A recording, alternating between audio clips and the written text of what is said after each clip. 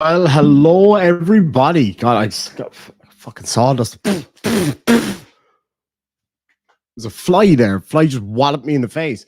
I hope everybody's doing really, really well. I usually have my fancy intro, but I've switched computers and I'm still getting used to it. It's taking a little bit of time. Stephen Courtney hooked me up with a really, really great laptop, and I have finally switched sides and I have moved over to this Windows or whatever it's called. Apparently, they're some small company that do computer stuff as well as Apple. Apple just kind of fucked me over, so I'm like, you know what? Fuck them. So I'm switching over. I'm still learning how to use it and everything, but we're getting there. Wicked T Gaming says hello, Irish Demon in chat. Great to see you. Yeah, I had a feeling it might be. We're having internet problems here at the moment because I think it's because of the cold. I think it's because of the cold. It's gotten very wintry here all of a sudden, and it's pretty bad. Damn it! I had a feeling it would do that. Yeah, like I even got I was watching a live stream there a minute ago, and it was super slow and everything. It is, as I say, it is pretty cold at the moment. It's colder than a penguin's arse at the moment. Depends on the species of penguins, because most penguins live in hot climates. But anyway, I just saw something I wanted to bring up. West Side Girl React says, "Hey, fuck face, I need 35 subs for 500. Lads and lassies, you know what to do. Head on over there and say hello." Stillbury and the voices. Oh, son of a bitch. Okay, give me 1 second. Let's see if I can fix this. Fucking Dave. Hold on. I moved my router, as they say in America. Router, we'd call it. That means something very different in Australia. You know what I'm talking about. Let me know how it's appearing for you guys right now. This fucking sucks because I really wanted to do this live stream, but it's, yeah, as I say, the internet's just really bad here right now. I'm not really sure what's going on. As I say, I do think it is something to do with the internet here. Buy your internet a warm blanket. Blurry and voice is still off. Is that the same for everybody? Let me know in the side chat, will you? I'm sorry about that. Fuck. Yeah, I'm just looking at it right now, and it even shows up right here that it's bad internet. Fuck's sakes. Yeah, I don't really know what to do. Do you know? Simone says, I just had cataract surgery and was beginning to think something had gone wrong with my sight. Damn it. I hope you feel way better soon, though. I really, really do. Let me see here now.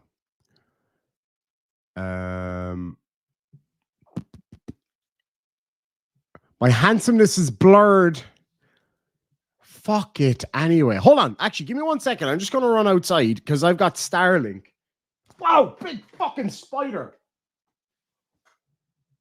Ooh, where did he come from? Where did he go, more importantly? Oh, shit. I don't like spiders, man. Ah! I really don't like spiders at all. Son of a... Oh, no. The only thing worse than spotting a spider in your room is losing the fucker. Oh, no. Where the fuck did he go?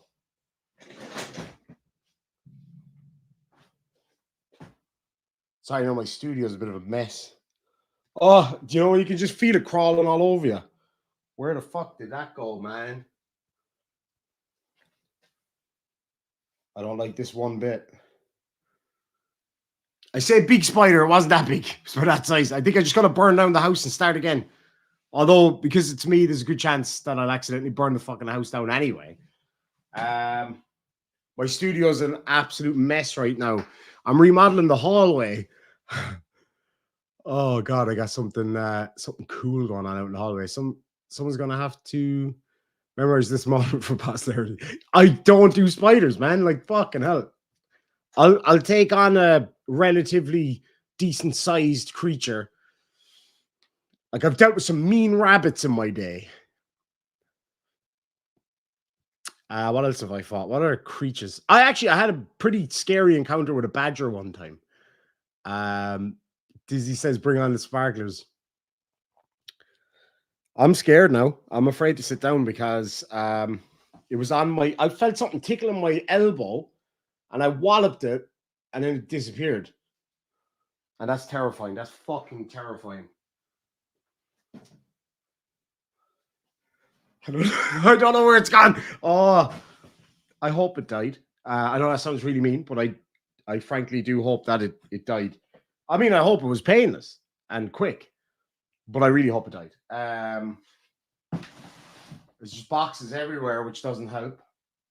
Oh, let me check back here. Excuse the horrible track pants and the fat belly, but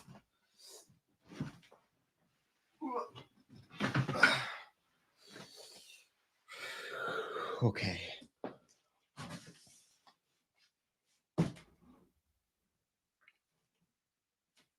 I'm getting scared now.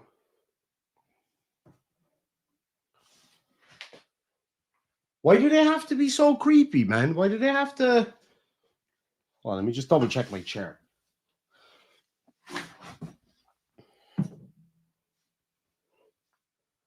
I know this is not what you tuned in for, but I'm guessing a few of you are laughing at this right now. Like he was just there.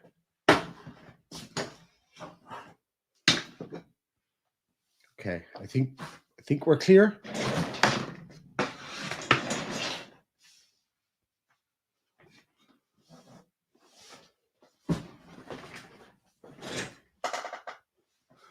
For those of you who've been around the channel long enough, you I just saw my light. See the way the light's like on the screen, like right there. I just saw that it's from my phone, and I thought it was another one coming down basically, and I got scared. See, I've got a box here full of motorbike parts that I brought in from outside because it was about to start raining, and I had nowhere else to put them. And I feel like maybe he hitchhiked in.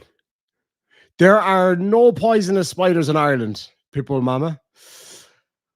But that doesn't matter. I don't care if they're poisonous or not. They like it's not that they won't eat me or they don't want to eat me. It's that they're not big enough to. That's the only reason it's not doing it. It would drag me up into its web very quickly if it could. Oh, I got the fucking willies now, man. Oh, God almighty. Oh, I think I just had a heartogram. Oh, thanks, Daisy May. Creeping me out even more.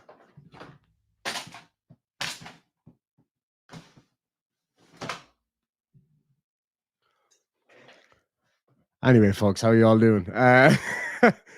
Well, anyway, so for anybody who has been around this channel long enough to have seen me when I was living in Australia, you will remember that one time that I was sitting down live streaming. Nice chill live stream, beautiful hot sunny day in Australia. And a fucking little spider went down and bit me on the knee and it swolled it out. It's the only time I've ever been swole in my life. It swolled it out and it started bleeding and it wouldn't stop. It was only like a little dribble of blood, but it wouldn't stop.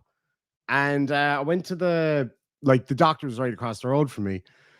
And I think it was one of those redbacks, which are very, very common in Western Australia or all of Australia, I think, or possibly a whiteback. I can't remember.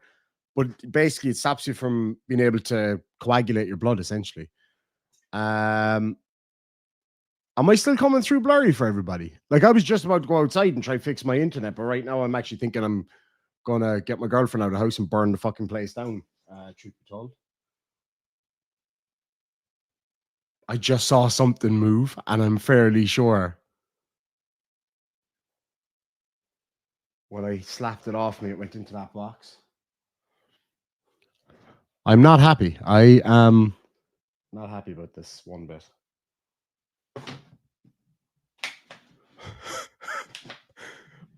Still really blurry? Fuck's sakes. Okay, give me 2 seconds. I gotta go out and check my my Starlink outside and just make sure it's got like full clearance or whatever. Give me 2 minutes. I'll be right back. Don't go anywhere. Keep your eyes out for that spider, will you?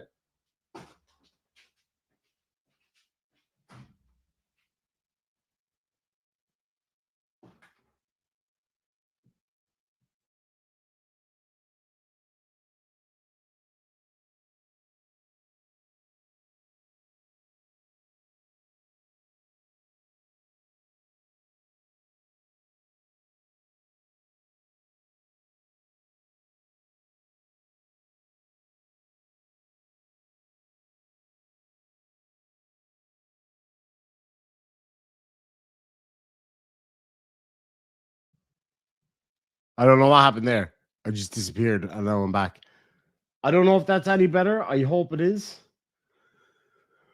Ooh, oh god, that really scared me there, man. I really did not like that one bit. It seems silly, doesn't it? Like a 250-pound fucking man being afraid of probably a half a gram spider. But oh shit, there he is. I knew I saw something moving.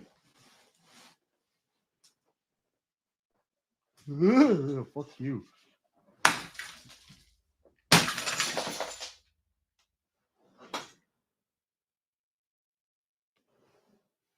Whoops. I mean, I think I got him, but I broke something as well. Oh, that's not going to be fun to clean up tomorrow. Well, that's a problem for tomorrow, me. Oh, yeah, no, I think it is the weather. For fuck's sake. I'm just looking at it now, and it's super bad connectivity again. And like it's not raining or anything outside. It's just really, really, really cold. Let me just try something there. I'm going to turn off my Wi-Fi on everything else and hope that helps a little bit. I don't know. Yeah, slowly but surely wrecking the house as we speak. Well, look, what I'll do real quick is I'll just get a couple of these comments and stuff out of the way and hope that the internet clears up and gets a little bit better. Nicola Maxwell is shouting out from Scotland. What part are you from? My auntie is visiting from Scotland right now. She's from Glasgow. John May Gaming says, always a pleasure to catch my favorite YouTubers live. Thank you so much indeed. And Johnny223 says, hello from Everett, Washington. Oh, I've got to visit your fair town very soon. Pegs W says, hello from Northern California. Thank you very much indeed. And Adele is watching from New Hampshire. Johnny May's watching over there in Swedenland. M&M is watching from Bruges in Belgium. That's where Daddy's from. Good to see you, buddy. I hope you're having a great day out there. Stephen Kane says 5th of November is Irish Demon Day. Oh, fuck Guy Fawkes. Too right. And John May Gaming says it must be all those super serious lol suits keeping you up at night. Absolutely. I'm going to send in a big dirty email to Chili's fake lawyer in Dublin County. And we're going to see what I get back. Stephen Kurtning for £5. Thank you so much. Says, can't wait for this. My birthday on Friday. So starting the week off with Demon is perfect. Are you streaming on the new laptop? I am. And it's got nothing to do with the laptop that the internet's bad. It's been bad like across all our devices for the last couple of hours. And I just can't seem to get a handle on it at all. It's an absolute pain in the hoop. Now, to be fair, I use Starlink because where I live is where I live right now is fucking, it's in the middle of nowhere. It's right in a valley, forest either side. So we get no cell phone signal. Like if I need to make a regular phone call, I have to stand out there in a very specific spot to get that signal. So yeah, it's a bit of a disaster in that respect. Epiphanies, thank you so much. It's great to see you. I hope you're having a great day out there as well. I'm dizzy. So Chicago in the house. Chicago right there, baby. Over by there. Becca Welsh News Network has become a new member. Thank you so much indeed for joining. John Clark for $2 says, hashtag we are Kimmy. I don't know what a Kimmy is. But congratulations and thank you very much. We are the Demon Army, though. Tenkai for $2 says, any update on Chili or delete laws clips? Yeah, there is actually a little bit. I haven't really looked into it a whole lot, but it does seem it does seem like perhaps Chili paid him off. So I'm not really sure. I'm not really sure what the story is. But I'm going to look into it. You can be sure of that one. Courtney says, of course, Demon goes live. Chili goes live. He's obsessed with you. I am his daddy. So, you know, that's a given, really, isn't it? Stephen Courtney, thank you so much for £5. Says, give me an email or call in the morning. I'll sort you out some 4G connectivity. Actually, 4G. I had 4G with Vodafone here and it just doesn't work. Like, I don't get 4G here at all. Like, I don't even get a single G. But what I might do, I would like to pick your brain just about some of the kind of operation of this glorious machine here, because I haven't a fucking clue. Not a clue. But we'll get there. Great to see you, my friend. Has been a member for a month. I thought it was way longer than that, but it says FYC Go Demon Army. Yeah, fuck you, Chili. Fuck you. Paul Morrison. Oh, man, we had some laugh today. Myself and Paul were down and dirty trolling, having a good laugh. But I must say, right, the guy that this whole stream is about, I went in there and I was just fucking around with him, basically. I'm just being real. And, he's not a bad dude. Like, he actually is a nice guy. And, he means well. And he says things that I would very much disagree with. And I was really trying to bridge the divide with him. And I came up with that all by myself, the whole bridge the divide thing. And yeah, basically, I was trying my best with this guy. We were kind of getting on, and then he would go off at me again or whatever. But it seems like there's a few people in his side chat that were kind of, I suppose, trying to push him against me, telling him that I'm some kind of troll or something. Yeah, I am. Fair enough. And I was trolling him at the start. Like, there's no doubt about it. But then he started talking about his mom and moms in general. And I was like, you know what? We agree on a lot more than we disagree on. I love my mama too. And so we chatted about that and he started crying. And I don't want people to laugh at that. I've cried on this channel a few times. Good to see you, Michael. We'll be having a chat. But yeah, so like, I was looking at, and you have that human connection with somebody, whether you disagree with them or you think they're a bit, off the rails or whatever. It makes no difference, actually. Like, the guy is actually a really, really nice fella. And, but a lot of the stuff was really, really funny. So yeah, definitely we're going to have a look at that in a minute. So basically his live stream ended actually because his phone died while he was crying, and again, I'm not saying that to laugh at the guy, because as I say, I've had moments where I got choked up on this channel when you were all watching me, and I'm not ashamed of that ever. Fuck that. Like, there was one night here we were talking about my little niece who's in a wheelchair and stuff like that, and like, yeah, of course you get choked up. He was thinking about his mama or mamas in general, and like, that's the way it goes. So actually, I like the fucking guy. I really do. And I invited him on the channel, but people kept telling him not to, because they were saying, that I'm just a troll and that's it. That's not the case. I do troll people. Of course I do. I have a laugh and whatever, but I like the guy. And, I was trying to give him an opportunity to come on and have a chat, because a lot of things he says, I agree with. Like, I really do. And I agree with his stance on allowing people to say what they want to say in his side chat. He stood up for me and the folks. I put it out on my Discord that I needed some shamrocks, and we had a good laugh over it. We really did. And I had a bit of a laugh with the guy. But anyway, so we'll see how that goes. Good to see you, Biggin. Hope you're doing really well. Did I see that you were down with Mike recently? I thought I saw a thumbnail come up this morning. That's fucking awesome, man. I am very scared of spiders, Logan. I can't help it. I'm not scared of them. Like, from a distance, I don't want to be friends with them. You know what I'm saying? But I don't particularly want them around, especially when I don't know where they are. Do you get what I'm saying? It's kind of like, I could tolerate them from a distance, but I will gladly stomp them to death instantly. Actually, that's not true, because I'm kind of afraid to even do that part of it. So thank you so much. I really do appreciate that. Thank you very, very much indeed. Cute little dog you got there, by the way.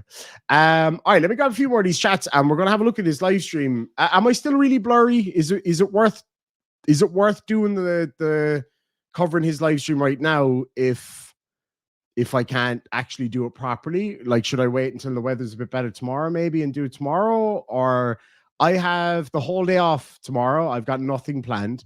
We're chilling at home, relaxing. Although actually in the early morning, we're going to head to the beach, and I'm going to tell you why here in a little bit, because it's fucking awesome. My friend gave me a really cool surprise today. It's fucking wicked. But anyway, Paul Morrison for £5 says, I wouldn't worry. Apparently, the Bruce is English. Yeah, I saw that. So apparently, Robert the Bruce is English. The guy that I'm talking about, his ancestor was the High King of Leinster. And he actually said, like, Kildare County, which was hilarious considering the email I got the other day. But, you know, I don't expect everybody to understand the history of Ireland. It's quite a multi-dimensional. And speaking of which, we got to mention Lord over here has been a member for 17 months. I just got here. What did I miss? Nothing. Apparently just me being blurry most of the time. So tell me, am I blurry right now? Do you know what? We'll just wait and see. Fuck it. We'll just go with it. And if it's the case that it's too shit to watch, then we'll just do it tomorrow when the weather's a little bit better or something like that. We'll see how that goes. And Paul Morrison's been a member for 11 months. It says, you're wrong, mate. There are false widows in Ireland, and those can give you a little bite. Oh, fucking thanks, Paul. You could have just lied to me.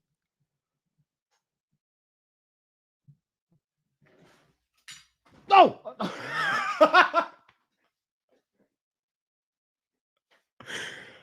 Oh, I bumped off I broke a glass lamp.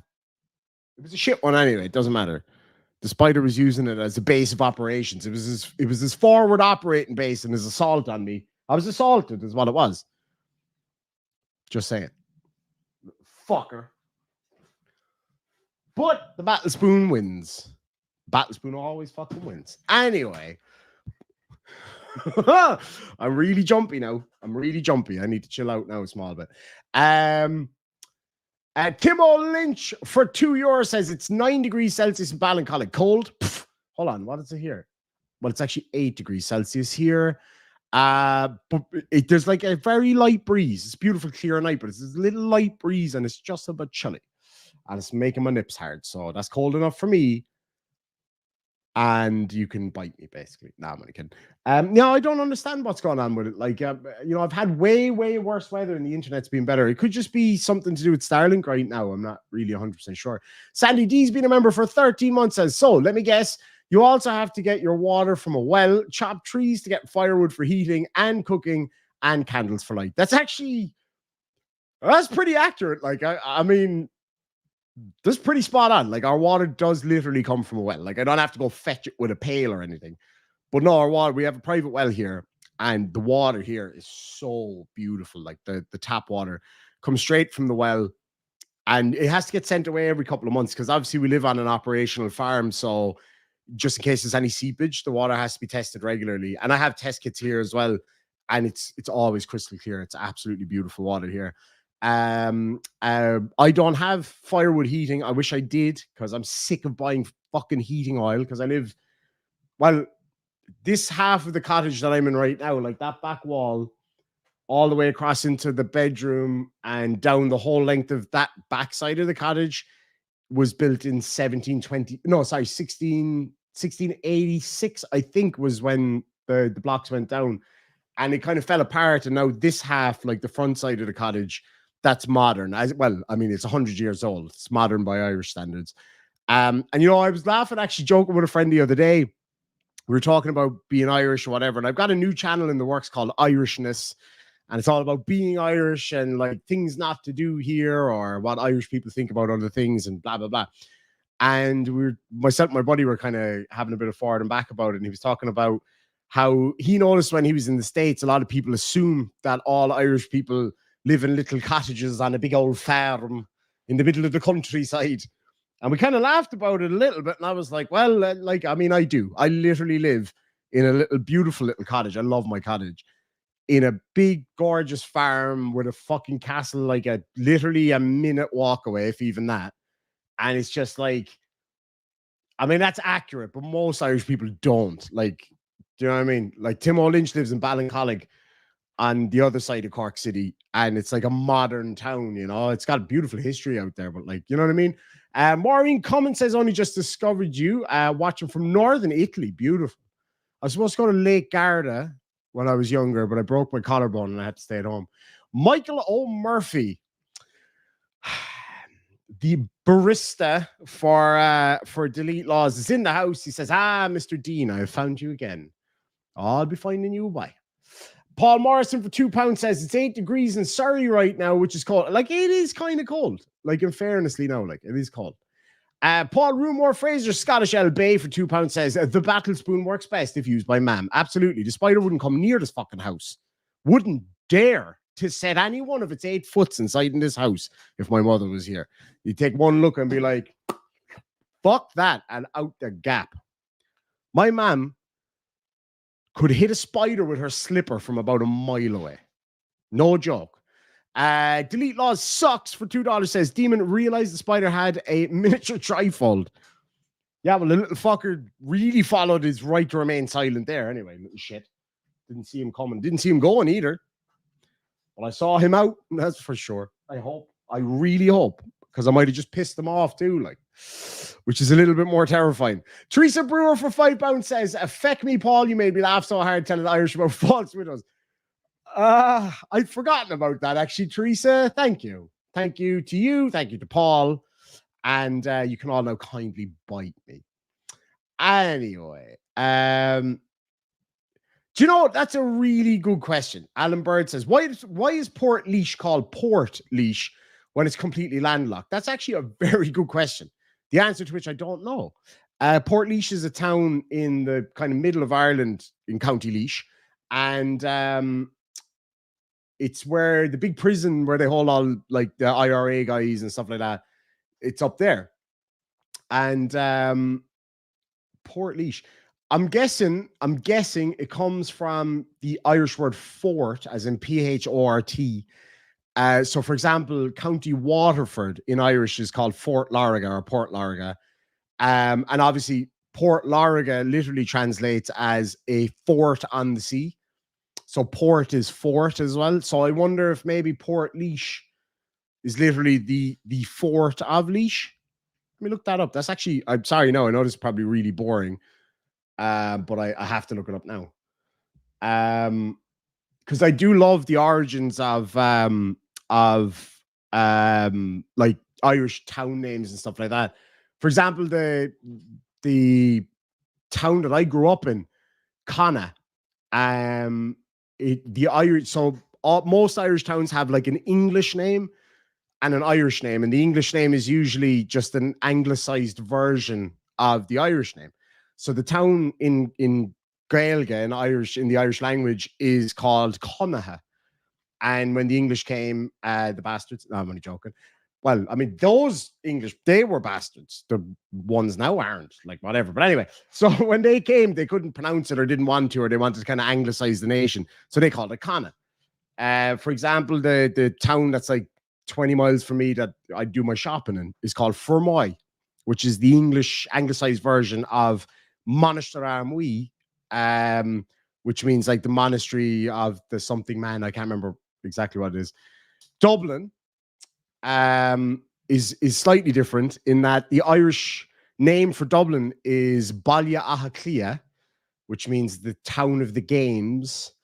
But it actually comes from the older Irish name from Dublin, which is Duvling, which literally means black pool or black lake. So Duvling eventually became Dublin. Anyway, so Port Lariga. So, sorry, Port Leash. Let me see where the name comes from.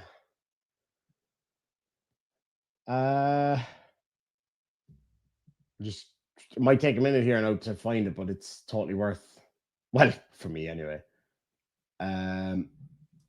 Port Leash name meaning. Let's have a look here. Okay, so it literally means the fort of the descendants of Laois. Laois is a name. It's an Irish name. Nowadays, it's more of a women's name. Back then, it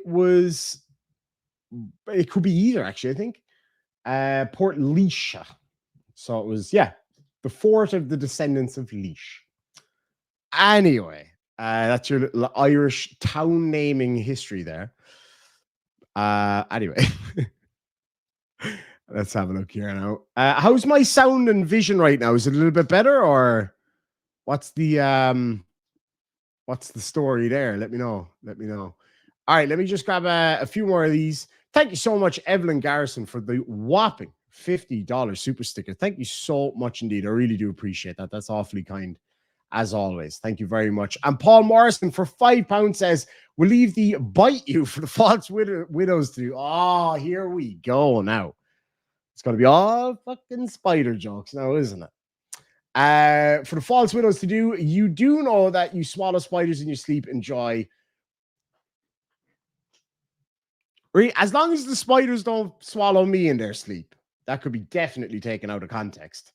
But you know what I'm trying to say here. Teresa Brewer says, still laughing. Sorry, I'm delighted for you, actually, Teresa. I'm so happy that you're laughing at my horrifying experience. Frankly, I don't think anybody's ever had a bad experience like that besides me. That is literally a fact.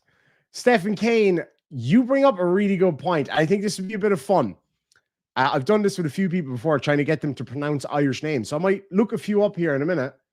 Actually, I'll type some out in the side chat here in a while and see at home if you can pronounce the names, and then I'll pronounce them properly for you. And just bearing in mind, I come from Munster in the south of Ireland, and there's kind of four main dialects of Irish within Ireland. So in Munster, Leinster, Ulster, and Connacht, which is the four provinces of Ireland, each province has its own kind of version, but also each town, each county, each city has their own version. So like my accent is very, very, very different to my dad's accent and my brother's accent and my girlfriend's accent. And her people come from half an hour away. Totally different accent. So anyway, we'll get back to that at some point. Lemon tart, no. All right, let me get a few spider jokes. Fuck it. What did the procrastinating spider say to the fly? Catch you later. Munster dialect is very cheesy. I love my beautiful province. You can travel 5 miles and the accents change. Absolutely. So the town I grew up in is like 10 minutes that way. The next town over is the town I went to school in. So I'm from County Cork County, proudly. Like in Ireland, we viciously proud of the county we come from, right? Like it's like, especially if you're from Cork, the county I'm from, we literally refer to it as the People's Republic of Cork, the rebel county, which got us in a bit of trouble in recent years because of like the PC world, not the shop, as in the way things have gone very PC. And it's not that there's really a major issue with that or whatever, but at all the Cork Gaelic athletic games, like Gaelic football and hurling, people used to fly the rebel battle flag because it's our county colors and we're known as the rebel county. So people didn't really see it as a big problem. And then it kind of got out of hand and people saw it as a huge problem. I couldn't give a fiddler's fuck. I don't care. I'll go and I'll shout on my county. That's all I care about. But anyway, so yeah, even within my county, like my accent is very different to my dad's. And we literally grew up, half an hour from each other. Obviously, a half an hour and 65 years apart, but that's neither here nor there. But Lindy Lou's watching from Australia, which seems to be the second home for the Irish. Absolutely. I lived there myself for nearly 6 years. I loved it there. And I got to say, like, being an Irishman in Australia, it does have its challenges, to be honest. It does at times, mostly the temperature difference, to be fair. But I loved it. And the people in Australia were so kind and so lovely. The one thing I will say that I still fucking hate about Australia, and I'm sorry, but I do, is checking our bags when we're going out of Kmart or Woolies. What's that shit about? Do I look like a robber to you, sir? Anyway, you shouldn't be checking my bag. You should be checking my sewed-in pockets, because that's where I hid all the stuff I stole. Fuckers. I don't know, but like, you know what I'm saying. No, I loved Australia. I really, really did. But there's no place like home. There is no place like home. All right. Let's see here now. Jimon is hilarious. I love Jimon. He lives in Australia now for quite a while, as far as I'm aware. What do you call it when you've too many? Oh, fucking hell. What do you call it when you've too many spiders in your house? A no-fly zone. The funny thing is, like, living here on a farm in a fucking 400, 500-year-old cottage, you get spiders. You get spiders. When my girlfriend moved in, she was like, please tell me that there's not a lot of spiders. I was like, yes, there is. Frankly, there is. And they're fucking big. They're big farm bastards. Like, big farm bastards. I'm confident that I saw a spider running away one day with a badger in its mouth. Like, I'm not joking. They are humongous. But the ones in the house aren't too bad. Like, I mean, I've had a few big ones. When I moved in first, hey, big one. When I moved in first, nobody had lived here for quite a while. So the old spiders had taken over, truth be told. And like, they were some hardy spiders. They were hefty, hardy fucking spiders, man. Like, one of them I was trying to vacuum up and he was literally holding on like, no, you fucking don't. He was pulling himself back out. Fuck. I shot a hole. This is as true as I'm in Ireland right now. I shot a hole through the roof of a shed because I got a fright from a spider. That's an absolute fact. I was out in a place in the Australian bush called Jigalong. It's a tiny little Aboriginal settlement out in the middle of Western Australia, 655 million degrees Celsius. And we were inside this little shed. And when we would go out on our patrols, we would always have a high-powered rifle, pistols, and a shotgun. And that was for wildlife mostly, right? I will never forget it as long as I live. I won't say what we were doing, but anyway, we ended up in a shed looking for something. And we were in this shed, like this old corrugated steel shed. It had probably not been used in 100 years kind of thing. And I had a shotgun. And like, believe it, I don't care if you believe me or not, because I remember it like it was yesterday. And I got so much shit for it. Not in trouble, because, like, in fairness, the shotgun was for wildlife. And last time I checked, spiders are wildlife. So, you know, you can say whatever you want. And basically, I turned around, saw this huge spider right above the door. I was like, nope, I'm not walking under that. Not a fucking hope, because it'll just go and lift me up into its web. And that's it. I'll never be seen again. So I literally just went boom, blew a big fucking hole in it. So not just the spider, like the whole roof was like knocked over and the spider was knocked into the middle of next week. So, but it was fun. Like, it was fun, you know, just getting terrified by a spider and taking it out with a firearm. Standard kind of thing that I would get up to. But yeah, anyway, it is what it is. How did you expect to eat the spider if you exploded it? That night in particular, oh, lads, I'll never forget that kind of few days that we were down there. The people that live in that particular region of Australia, the Aboriginal people, the indigenous people that live there, they are from the, not Noongars, they are called, oh, that's going to drive me crazy. I can't remember the name of the group. No, it's gone out of my head. Anyway, the tribe or the group or the mob that lives there, they were so lovely. They were so friendly and so welcoming. And when we turned up in the town, it's I don't know if it's the law in Australia, but it's the done thing. You can't just drive into an Aboriginal settlement. You have to be welcomed in. You have to be brought in by one of the elders. And we were, of course, and we had this beautiful moment, and they greeted us in the traditional way that their group do. And I don't know if it's all Aboriginal groups in Australia that do it, but these guys certainly do. Oh, fuck that. I can't think of the name. It'll come back to me what the name of the group was. But anyway, and what they do to greet people is they'll come up, they hug you, and then go down to the ground with you. So down kind of on your haunches, like squatting down, and they cry to greet you. Like this kind of wailing. They're not actually crying. They're just kind of making the noise of crying. And I was so confused. But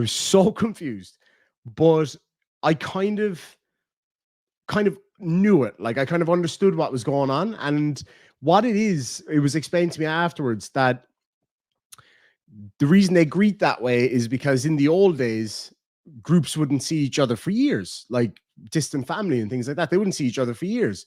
And within those intervening years, somebody would have passed away within that time frame usually. So the very first thing that they do when they greet somebody, out of respect for those people who are gone, is they mourn those people before they have the happy moments. It was beautiful. I really loved it. I really loved it out there. But anyway, we were invited to dinner, and I was like, this is awesome. Like, I'm, literally sitting in the middle of the Australian bush, not an electric light for miles and miles and miles and miles and miles. I'll never, like, we get beautiful stars out here because there's very little light around here. But holy shit, like, you could just see the whole Milky Way above your head. It's absolutely magnificent. And some of the local men went hunting, and I said, what are you hunting for? And they were like, well, whatever we can catch. And I said, okay, cool. And I'm down. I'll try anything. I literally, I will eat anything, basically. But they came back with a kangaroo. Well, actually, that's not quite right. They came back with just the tail of a kangaroo, because generally, if times are good, they just eat the tail. Because that's where all the meat is and stuff like that. And an emu, headless, legless emu. And they just fucked it onto the fire. And I was like, and all I could smell was burning kangaroo arse and burning emu feathers. But as freaked out as I was seeing this, ginormous chicken just burning away in front of me, we all sat down around the fire together, and it felt like I was among friends that I'd known my whole life, which was an amazing thing. There was a slight language barrier, because those people live so far out in the bush. A lot of them don't speak fluent English, or maybe wouldn't understand me, and I certainly wouldn't understand their language. But we connected, and we had a great time. We really, really did. And I was eating emu, and I had a great time. I fucking loved it out there. Anyway, ADD moment there. I am literally now not joking when I say in the last 3 days, last 4 days now, really, I've slept 4 hours. Like, that's no joke. I've literally slept 4 hours. So my head's a bit, do you know what I mean? And the only thing that's keeping me going right now is caffeine and Mr. Morrison's jokes. Yeah, exactly. Connected on a different level. And I would have been very cynical back then. So like when somebody would be like, we connected on a spiritual level, I'd be like, oh, so you got high together. Okay, cool. You know what I mean? I wouldn't have really kind of, I mean, like, whatever. But no, that's legitimately how it was. Like, we literally connected on a different level. It was beautiful. I loved it there. People were so lovely. Anyway, Frank Perry for $2 says, the spider is massing his army for the attack. Ooh, he'll bring in the daddy long legs for air support. Irish air support, Cork air support is more like, those airplanes that fly over with the banner behind them. It's like, don't mind them, hon.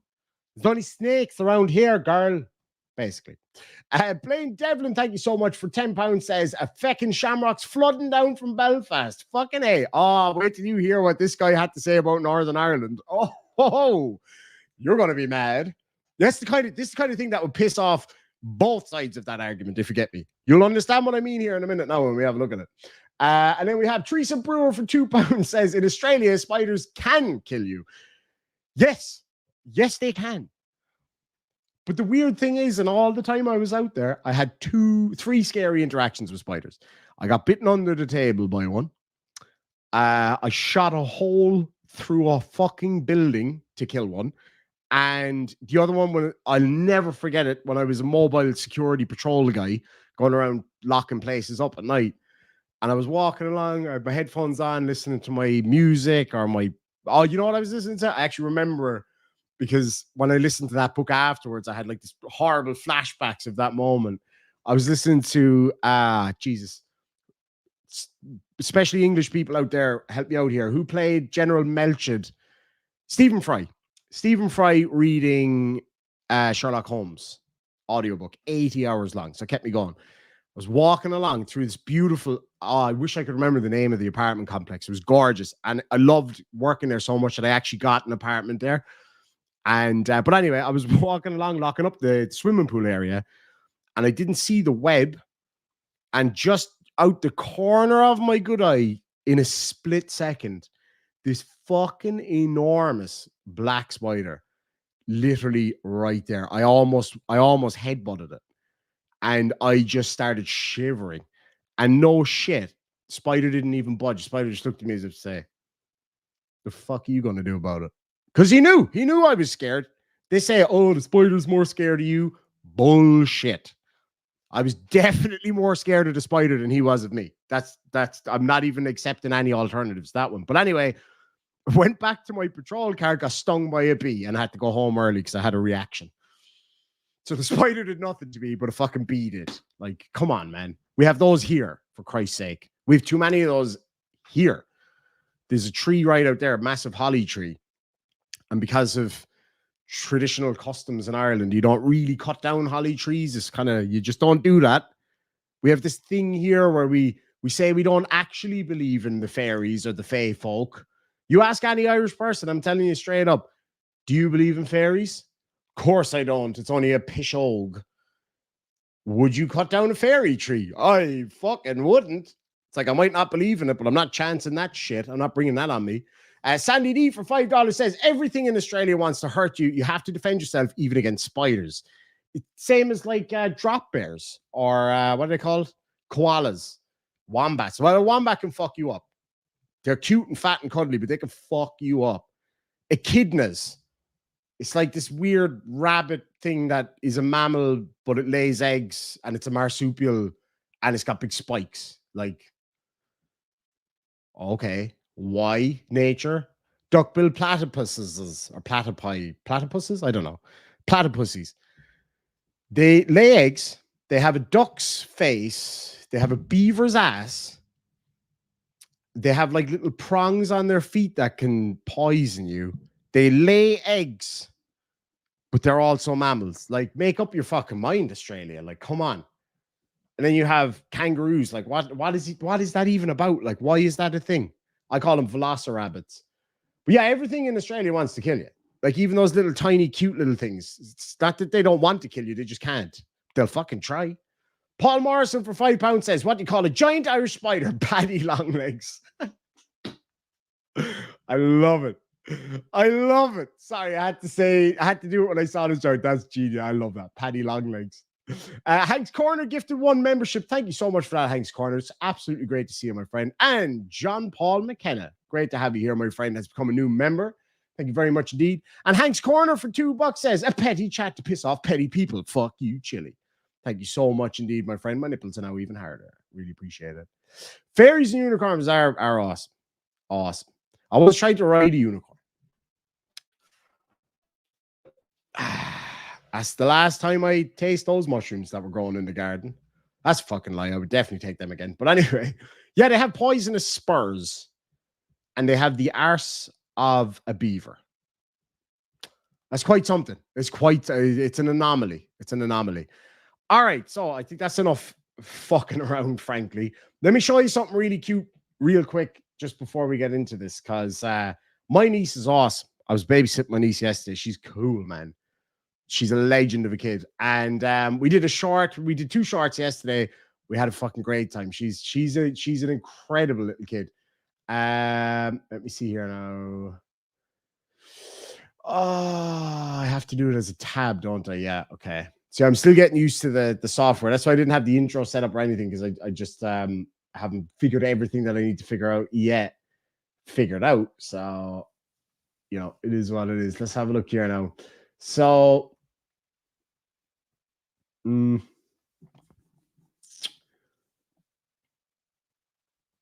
don't know if this will actually work now.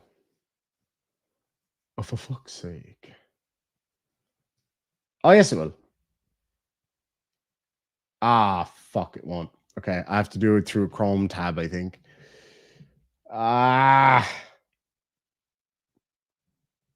Give me a sec here now. I have to set this up properly because it's such a fucking pain in the ass. So anyway, yeah, the whole point. Do you know what? I'll come back to that later because it'll take me forever here to figure this shit out. The whole point, anyway, is that this gent, you have rights, cops have duties. He's called. Yeah, I was just getting to it, Susan. Yeah, somebody told him. I don't know whom, but somebody told him anyway that I am a British intelligence officer. Apparently, So this is the little chart that I was trying to show you guys. I just thought it was super cute, so I said I'd check it out. So this is So Karen. anyway, Batch, I was just like, hey, I don't even like product. Excuse me, sir, get out of the way. Idiot. Oh, I think the police are behind me. What is it, Batch? Do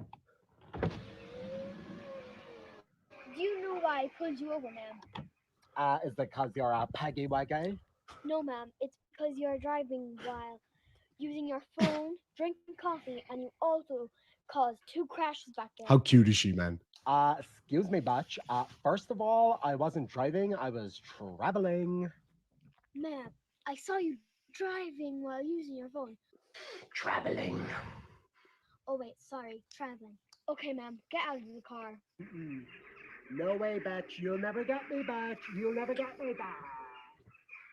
Careful, Batch. That's Prada. So now we're going to. Like she.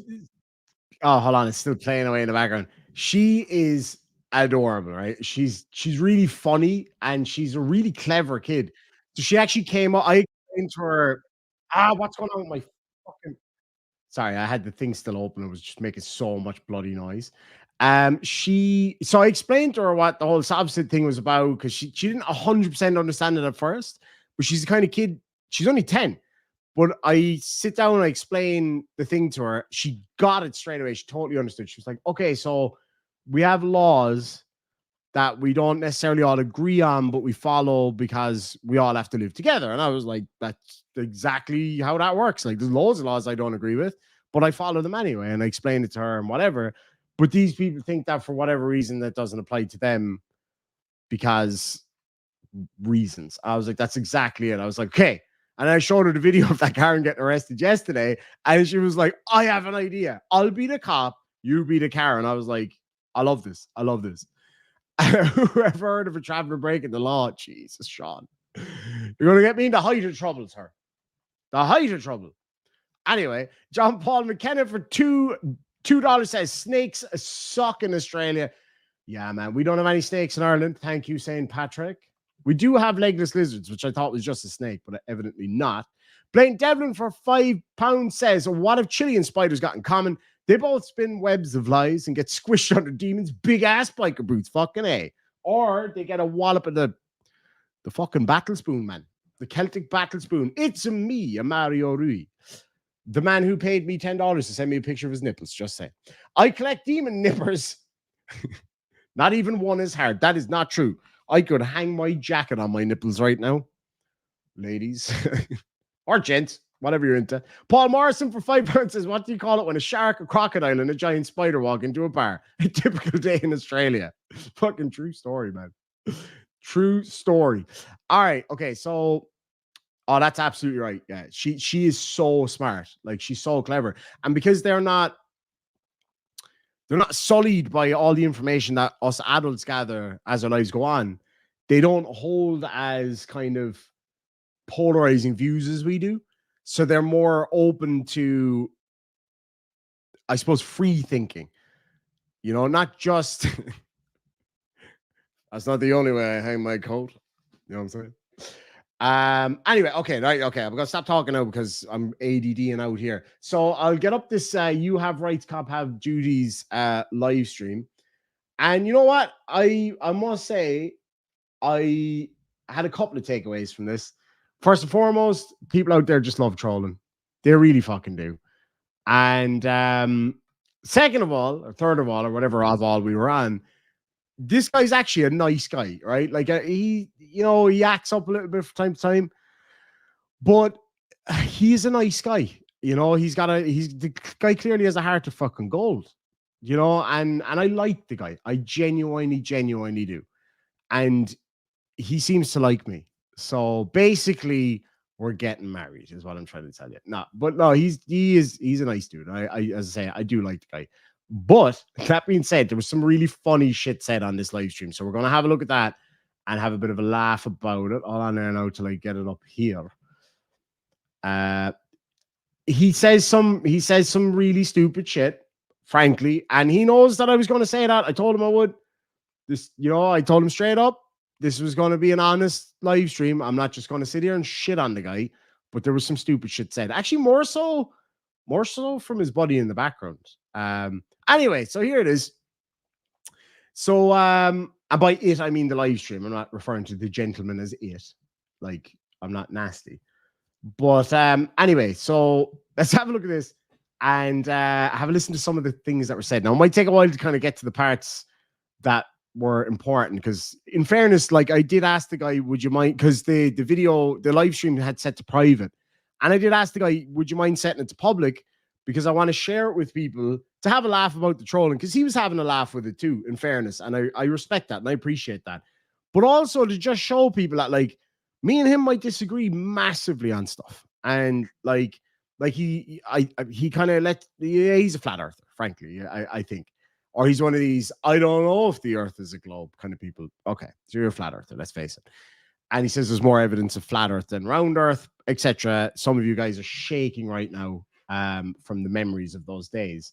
But also some of the stuff he said about Ireland and about me it's just funny, you know what I mean? But let's have a listen. All that, you know. Hello, K. Stevenson. Might take me a minute now, as I say, to find the part where he's going, well, fuck me. He came after me hard there for a while, but he settled down then. Talking on here, it's not like he's, you know, it's so we got into such a petty position, you guys. You know, that's one thing about me. Oh yeah, so this is actually a really important part, because I thoroughly agree with what he's saying, and I genuinely appreciate and respect what he's saying here. Mind you, I will narrow in specifically on what it is that I agree with, because there's a lot of shit I don't agree with, obviously. Oh, sure, sadly, Sam.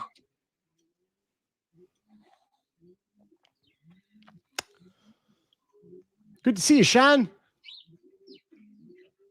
That was that guy. They're going to Paul test your house. That would be funnier than shit. Sadly, Sam is a funny character. They're just down the street. Oh.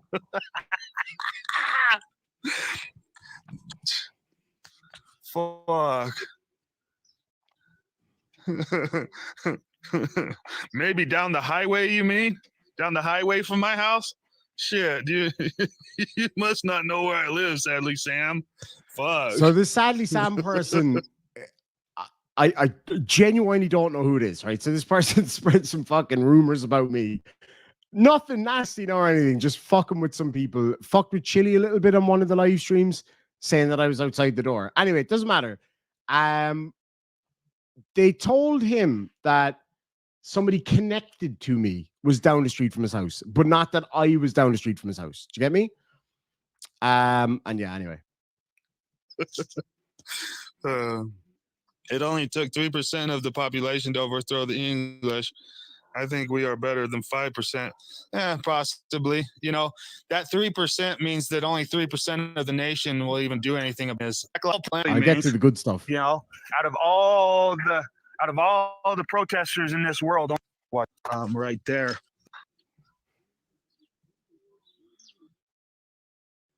Sorry if I undeleted that message or whatever. I was trying to read it and I don't know what the hell, but yeah, I don't mind sadly Sam, you guys. He's just talking on here. It's not like he's, you know, it's so we got into such a petty position, you guys. You know, that's one thing about me that you should know is I love delete laws. Okay, I'll be there to stand by him. You see about how some things we most certainly disagree on. That's a fact. Susan O says, I heard a rumor that ID is hung like a horse. That, madam, is not a rumor. That is what we like to call a fact around these parts. Just say it. Just say it. If any of you out there are fans of, you'll know who I'm talking about. Tell me in the side chat if you know who I'm talking about. It's one of my favorite individuals and one of my favorite characters in any TV show ever. Says, I'm packing the kind of heat that you'd usually find between the legs of a Grand National winner. So if you know what that's from, I'll be really impressed. If I have to, if I want to, and if I need to, but I am not delete laws. I'm my own person. I do my own thing. can't appease everybody, you know. Like I use the FA, Okay. you know, the Now, I'll just say this off the rip. Actually, two things. Number one, the blurriness in this is probably a mixture of his internet being shit and my internet being shit at the same time. Frankly, it was really blurry when I was watching too. Now, the other thing I would request kindly, people don't mock him for his spelling, right? The reason being is he's dyslexic, genuinely is dyslexic. And so spelling is something that he struggles with. And I even said as much to him while we were chatting in his side chat earlier. I was like, look, I really do respect you for being somebody who's dyslexic and coming out and, you know, trying, like he tries his best to read the chats and it takes a little while. You know, he has to go word by word. And I'm not going to shit on anybody for that. Not a hope, man. Not a hope. One of my best friends in the world is unbelievably dyslexic. Like words mean nothing to him, but the man's genius at the same time. Do you know what I'm saying? So I just ask people, just be respectful when it comes to stuff like, you know, about his spelling. He does explain that he has some challenges, you know, some learning difficulties related to dyslexia and stuff like that. And as I say, I have great respect for anybody who puts that aside. And when I said that to him earlier, he cried. And you know what? That's a beautiful thing because we might disagree fundamentally on a lot of stuff, but he's a human being and I'm a human being. And that's it. That's what it all boils down to. That's where the buck stops ultimately. And I do respect him for, while I may not agree with the things he's saying, I respect him for going out there and doing it. And that's it. You got it. I'm sure other people probably said it too. Blackadder. Rick was a comedy genius. It's me. Hurrah. He's absolutely brilliant. My favorite Captain Flashheart, the Lord Flashheart's line in doubt was when he was talking, like he was a fighter pilot in World War I, and he says, she's saucier than a direct hit on a Heinz factory. I love it. I absolutely love it. See, there you go. And that's the thing. Like being dyslexic, it's nothing to laugh at somebody about. That's punching down. That's punching down at a massive level. And so, no, I'm not going to do that. I'm not going to do that. Not a hope. I struggle with reading from time to time for a purely different reason. And that is because of my is a bit off. I'm supposed to wear glasses, frankly, but I can't find them. I can't see out of my left eye. Well, I can see a little bit, but not a whole lot. But it's quite blurry. And because of that, even my good eye, I find hard to if like writing's really small or whatever, I find it hard to actually sit there and read. So I have my challenges with reading too. Not comprehension, but physically. So, you know, and I know a few of you guys here that watch my channel are blind or somewhat blind and have problems there too, or other disabilities. You know, it's something very close to my heart. I said it to him on his live stream and literally made him cry because I think he appreciated that we could meet on some level as well. So yeah, anyway, I just wanted to say that. And I really appreciate you guys being cool about it. Like, you know, he's a human being at the end of the day. We might disagree on a lot of shit, but he's a human being. So, and he's not a nasty person. He says some nasty shit from time to time, but he's just trying to make a point. But he's not a nasty person from what he's actually quite a nice guy. Anyway. Buddy, you know, like I use the FA, you know, the PHOGOT word. And he said, oh, you use the F word. What is that? It's like, oh, that's a cut down. That's a 90s. That was a 90s instilled cut down for a heterosexual male, not a homosexual male. That's a cut down for a heterosexual male. But I guess I'm bad because he used that word. Oh, fuck. Nobody loves me. Well, shit, nobody loved me to begin with. Holy that's dark shit. as fuck and kind of sad. And I hope that's not true. Oh, my God. Oh, you mean to tell me I'm not loved? Fuck. Every one of us needs help, too. Like, this is what I'm talking about, right? Like, so again, we can disagree fundamentally on stuff, but I agree with everything he's about to say here. Well, hold on now. I take that back. Potentially not everything, but a lot of stuff that he says here. But every one of us needs love. Every one of us needs help, too. Too fucking right. I could not agree more, man. And I find that I agree with a lot of people that I don't particularly like. And I'm not saying I don't like this guy. I do. I actually think he's a genuinely nice person. Like I don't like Chili. Chili's a fucking asshole. He's a just weapons grade, intercontinental ballistic asshole, right? But I'm sure he holds some views that I would agree with. And I hate this whole thing of, I hate you because you don't like that person. And no, fuck you. You like somebody for who they are and what they're about, or you don't. I can like somebody that you don't like. That doesn't mean you have to hate me. You know what I mean? And that's not like an underhanded fucking slight at anybody, because I know there was a lot of that shit last week when I was live streaming. Oh, you let her comment in your side chat, so you're a piece of shit. I didn't even know what the fuck was going on there. And then when I did know, I sorted my shit out because I don't want to be associated with that shit. But I make up my own mind about who I like or not. I'd love to sit down and interview this guy face to face. I would love to fly out there and spend a couple of days driving around with this guy and hearing him out, because I find people like him fascinating. He thinks on a different level. Be it wrong or right, it makes no difference. It's just interesting, and I find it interesting. And I would love to sit down with this guy. I really would, even just on a live stream. But anyway, moving on.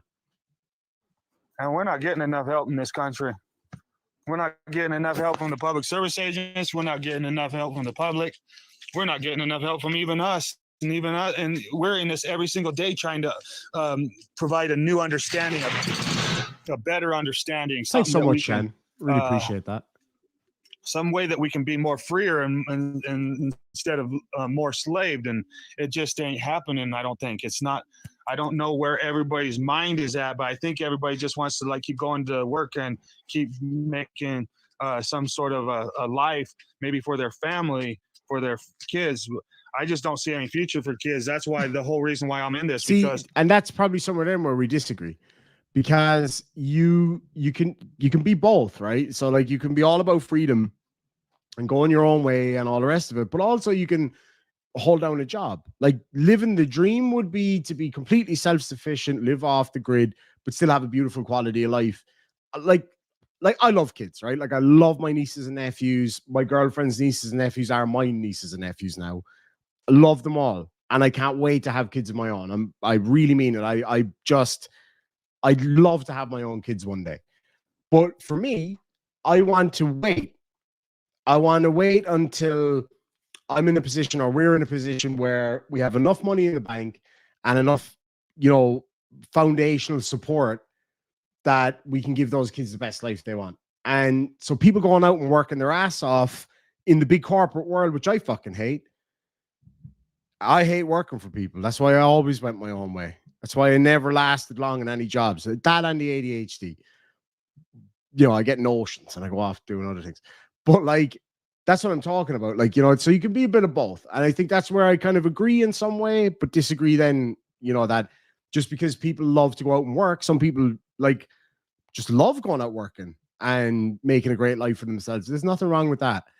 Like my girlfriend, she works for a massive makeup chain. She's a brand ambassador.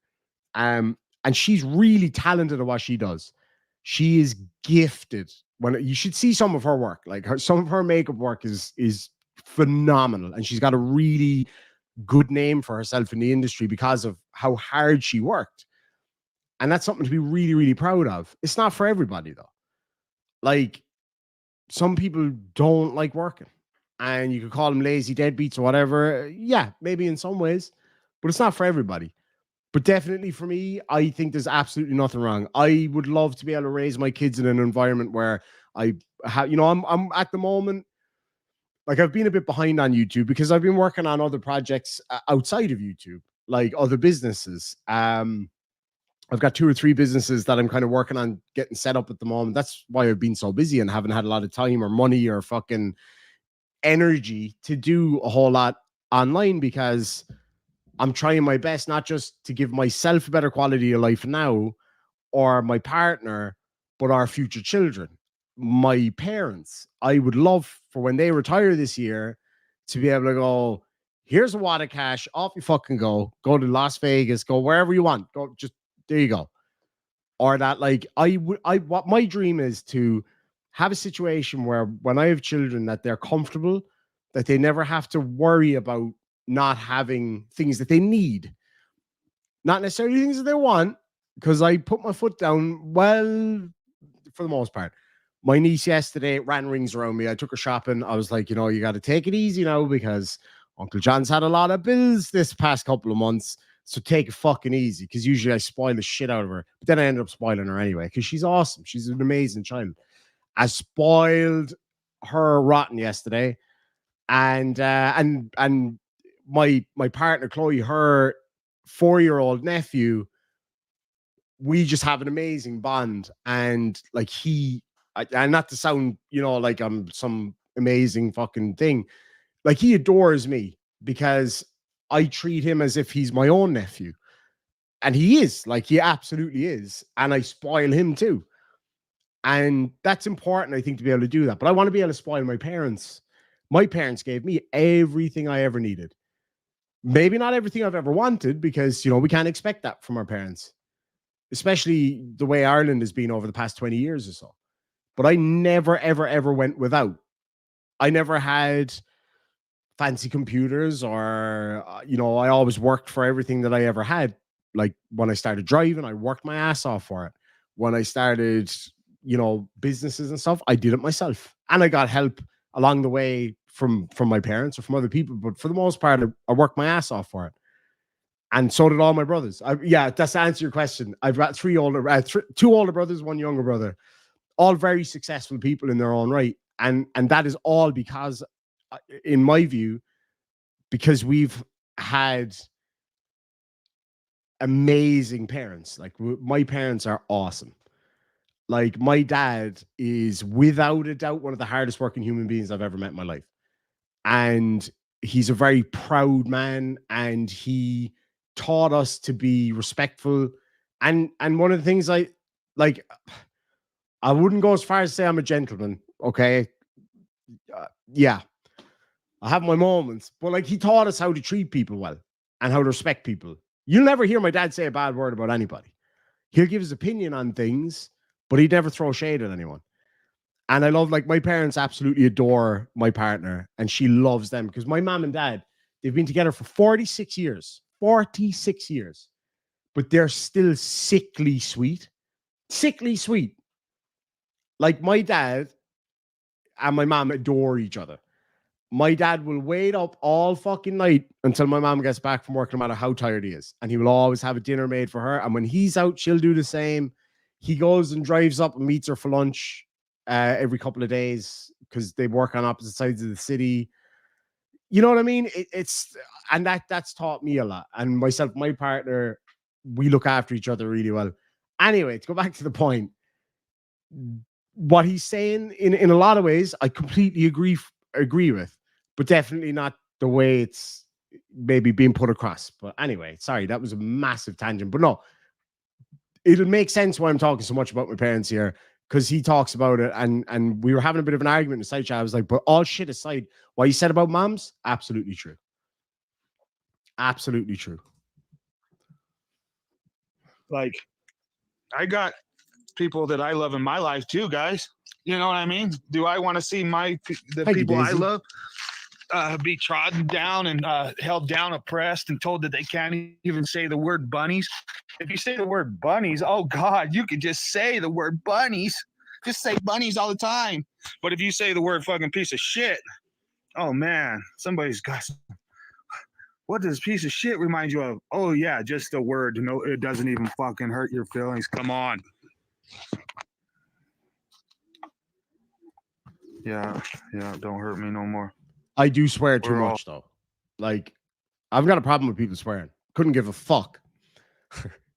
But even when my niece says it to me, like in the car, she was like, Uncle John.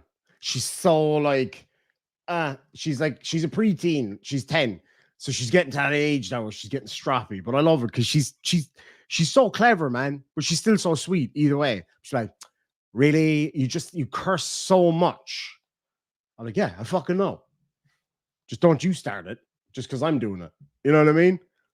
But I have to start, like, and I have started cutting down on swearing, especially when she's around, because I forget. You know what I mean? I'm used to it. I fucking swear all the time, and I'm trying to set a better example. Basically, I don't know how well that's working out, but Yeah, I fucking swear all the time. You know, fuck. Anyway, moving on. All hurt. We all are all hurt. We are all hurt. And I agree with him there too. Like, people get way too salty over words. I had a woman message me. Sorry, no, again for going on an immediate tangent. People, I'm going to get a lot of Karens whinging about this now later. Yeah, you talk too much. Go fucking watch it somewhere else then. You know what I mean? Whatever. I'm here with my fucking friends having a chat. They're all hearing me out. Anyway, so where was I going with that? Oh, see, I'm really tired. That's what's wrong with me. My head is really tired, but I'm enjoying this a lot because this means a lot to me. Like, it really, really does. And I said this to You Have Rights, Cop Have Duties, that it does. Like, it really does. And yeah, I might fuck with him. He might fuck with me. We had a bit of an over and back. We joked around with each other. We said some funny names and shit like that. And we had a good laugh. And that's the point that I'm trying to make, that like we can get on with people that we don't like. But that's not even the case here, because I actually do like him. I actually think he's a genuinely nice guy. And somebody who always, whether you love her or hate her, I don't give a shit. It's not my business what your problems are with her. But Kate, I've always been very fond of Kate. And I've met her in person a few times. She's one of the most genuine people I know. And whatever, I know there's all this drama and beef going on with all these different fucking people. I'm over it. I don't give a fuck. I got too much going on in my life to worry about all that shit. Kate is an awesome lady. I have a lot of respect for her. And she always talks about this kind of thing. And I've always agreed with her on it. This whole idea of us and them, the other. No, the action is what matters. If this guy was going out causing fucking havoc everywhere he went all the time, I'd be like, yeah, no, okay, I can't co-sign that. I don't like that. Don't like him, whatever. But he doesn't. He goes online. He speaks his mind. Now, fair enough. Some of the shouting and swearing and stuff on the street, I don't agree with. I don't like it. It's unnecessary. I think we get way further, and my message to you would be taken more seriously, and you would be heard on a more appropriate level if you were more appropriate. Acting in a way that people are more receptive to isn't a loss for you. That's something that's really important. It's not a loss for you to I know you feel the need to express yourself, and you certainly have the right to. And I understand your point about how if you don't use it, you lose it. I do get that. But at the same time, if you want people to actually listen and take you seriously, think about toning it down a bit and getting your point across without shouting and swearing and, being aggressive in your way of doing it, being provocative, as you say yourself. That's just my advice. You can take it or leave it, whatever way you want. But I just think you do make so many really good, valid points. And I know people call you stupid and all the rest of it, but you're not. You might say some things that I think, oh, well, that's fucking stupid. And I probably say things that you think are stupid. And that's totally fine. I'm good with that. Like, my partner is one of the smartest people I've ever met in my life. But sometimes she'll say something to me, I'm like, really? Like, you're capable of saying something that stupid? And then sometimes I'll say something and she'll be like, are you really that stupid? I'm like, yeah, maybe. My mom says it all the time. I'll bring something up. She's like, what the fuck are you talking about? She asked, my missus asked me something the other day. She was like, this might be a stupid question. And then she asked me something. I can't remember what it was, but I broke my ass laughing. And I was like, and that's what I love about our relationship too, is that like we could say something really stupid to each other and we don't have to do the whole, no, darling, that's not actually how that works. But that's a good point. Well, we don't do that. We're like, are you fucking stupid? Because we know the other one isn't actually stupid. Anyway, sorry, I'm going off on a tangent. You're going to have to just go with it here now, folks. The tangents, they're just going to keep happening on this live stream because I have had so little sleep for the last 3 days. It's a fucking miracle that I'm upright at the moment, truth be told. And that is without the aid of anything other than caffeine. Idle8 for $5 says, have you seen the video of him walking around with a middle finger out and screaming North Korea masterpiece crazy? I have. And I covered that video. And frankly, and I promised this gentleman here that I would be honest and I'd be frank and I wouldn't just sit here and shit on him for fun and for clicks and views. but that I'd be genuinely honest. I think that was fucking nuts. And maybe that was, I think what I gathered was that was the point of it, that it was supposed to be provocative and shocking, and people do that, and that's fine. But like for me, I look at that and I go, how do you expect to be taken seriously when you act that way? You have the right to do it. Of course you do. Doesn't mean you have to do it though. Especially if you want to be taken seriously. And that's what my whole point on that was. Bridge the divide. You're gonna hate me if you watch the very start of this live stream again. So I was talking about chatting to this gent here earlier today and how I wanted to bridge the divide, and how I completely came up with that concept by myself. And then Delete Laws stole it from me, and then you stole it from him. But whatever. Yes, Irish Meander Demon is absolutely right. Absolutely right. You have rights, Cops of Duty says, even if you're the best, someone will find a way to not take you seriously. Yes, you're right. And there will always be people. I deal with it every single day. There's people out there that fucking hate me, and that's fine. They can hate me all they want. And no matter what I say, they'll say, yeah, but you said this thing before, so I hate you. I'm like, all right, okay. Well, I can't do anything with you then. But put it this way, right?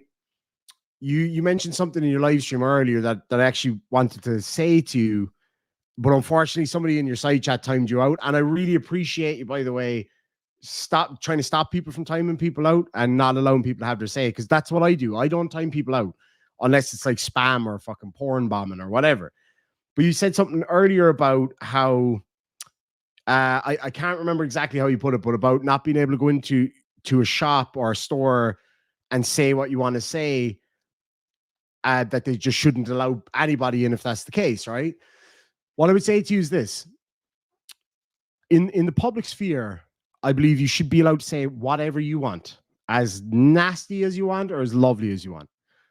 And you then fall to the will of the people themselves, right? So people will hear somebody say something like, I don't know, some World War II German related stuff, shall we say?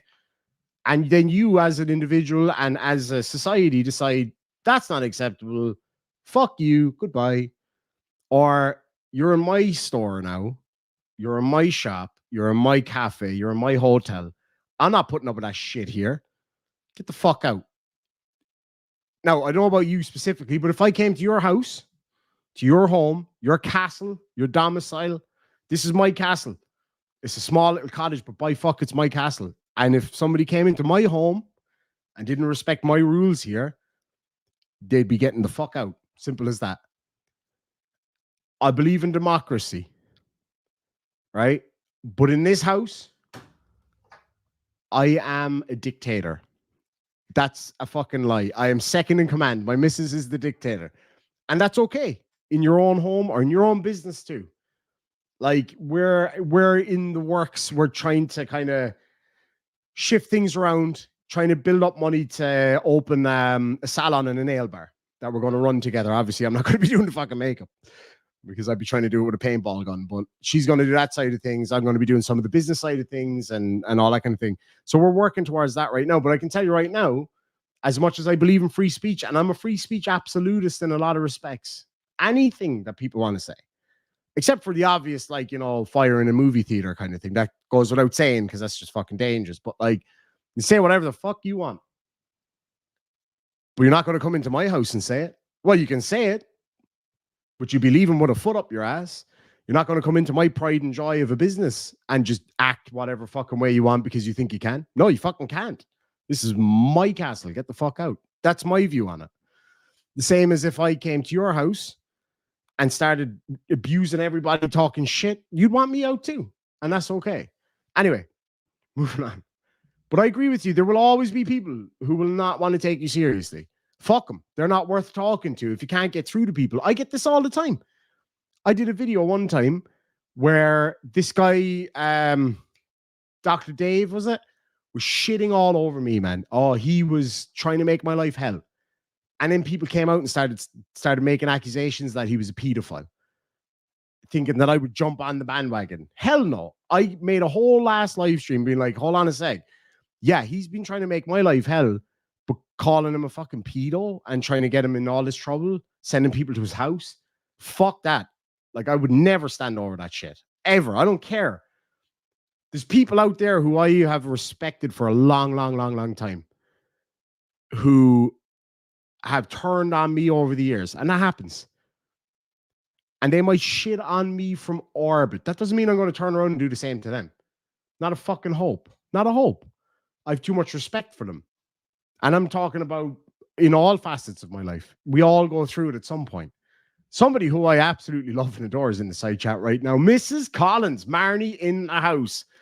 My old bike riding mate. We used to go tearing around Western Australia on our motorbikes. Absolute legend. I hope you're doing really well out there. I got an awesome new fish tank today, by the way. 1,000 liters. Came out of a Chinese restaurant. It's fucking wicked.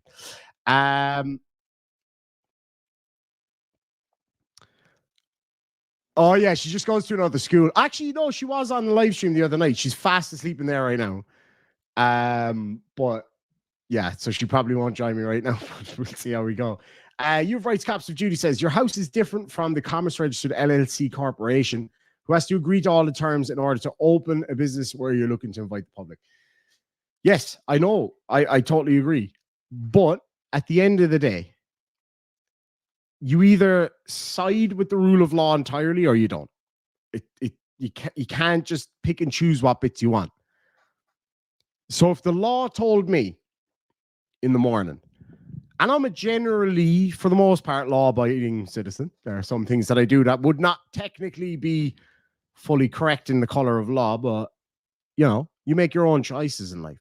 But if a law came out tomorrow that said, no matter what happens, any person in the Republic of Ireland can walk into your home and take a dump on your rug. And if you try to stop them, you're breaking the law. I'd say, well, you know what? Fucking take me away then. Because I will kick that poo right back up their arse. I'll drive it home, and you'll need a good surgeon to get my boot out of there as well. Because fuck that. If you had a business, you may well have, I don't know, but if you had a business, a respectable business where nice people go to do nice things, and I came in there and shit in your rug, but the law says that I'm allowed to do that. Okay, that's probably an extreme example. If the law says that I can go in there and start throwing up Hitler salutes or whatever, because the law says I can, because of freedom of speech. But you didn't have that kind of business. Or let's say it was a Jewish establishment, for example, owned by Jewish folks or whatever. Doesn't matter. And I came in with this outrageous, contrary, generally not accepted in society thing. And then I also still expect you to have to feed me coffee. No, I'd expect you to tell me to fuck all the way off. And when I get there, keep fucking off. Because that's exactly what I do, no matter what the law says.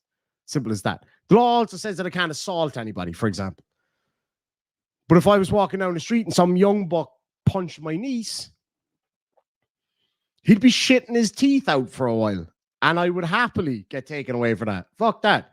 If my missus came home from work and said some guy came up and smacked me on the arse at the bus stop, I'd be smacking his ass. Legal or not. Well, fucking that. He'd have a splintered arsehole when I'd be done with him. That's against the law, but I'm going to do it anyway. You know what I'm saying? So you have to take it or leave it. You can't have it always. But hey, look, as I was saying to you earlier, if you want to, you are absolutely more than likely to come on and have a chat with me here in the stream. I think I've proven that I'm not just literally going to come on here and shit on you or anything. That's not going to happen. I just want to make a connection. I want to, that term I came up with all by myself that definitely had nothing to do with jail warrant. I want to bridge the divide. That'd be a good name for a channel. Anyway, he screams about China and North Korea on his garden. It's really not fair to his neighbors. They don't have anything they can do, but here at Hence is freedom of speech. I don't fully understand that. Yeah, it's a 1,000-liter tank. It is fucking huge. Yes, directly up the arse in a non-kinky way. Because it might, I don't know, man. Lovely, lovely. Not the rug. Really tie the room together, man. One of my favorite movies of all time. I'm not Mr. Lebowski, man. You're Mr. Lebowski. I'm just the dude, man. Brilliant, brilliant. Whatever happened with the guy with the soft sit rage plate? Would you believe I actually got a message from him yesterday And I was like, yes, he's back, he's back, he's back. But no, it was just like some spam message he sent out to everybody. Exactly. So free speech isn't absolute and doesn't mean freedom from consequence. Fact of the matter is, we all do, and this is just my opinion, we all do have absolute free speech. You can say whatever the fuck you want. There's physically nothing stopping you. I can come on here.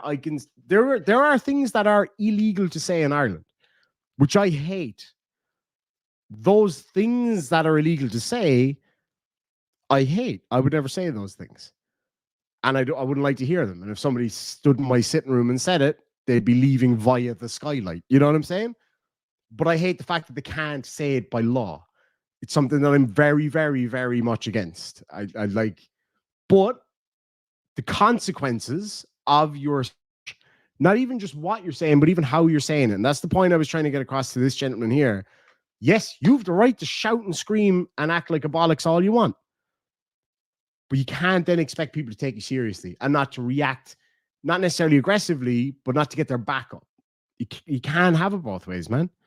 It's just the reality of humanity. Whatever the law says, fuck the law. The law is just words on paper. The law is a fiction, the same as borders and countries. It's a fiction.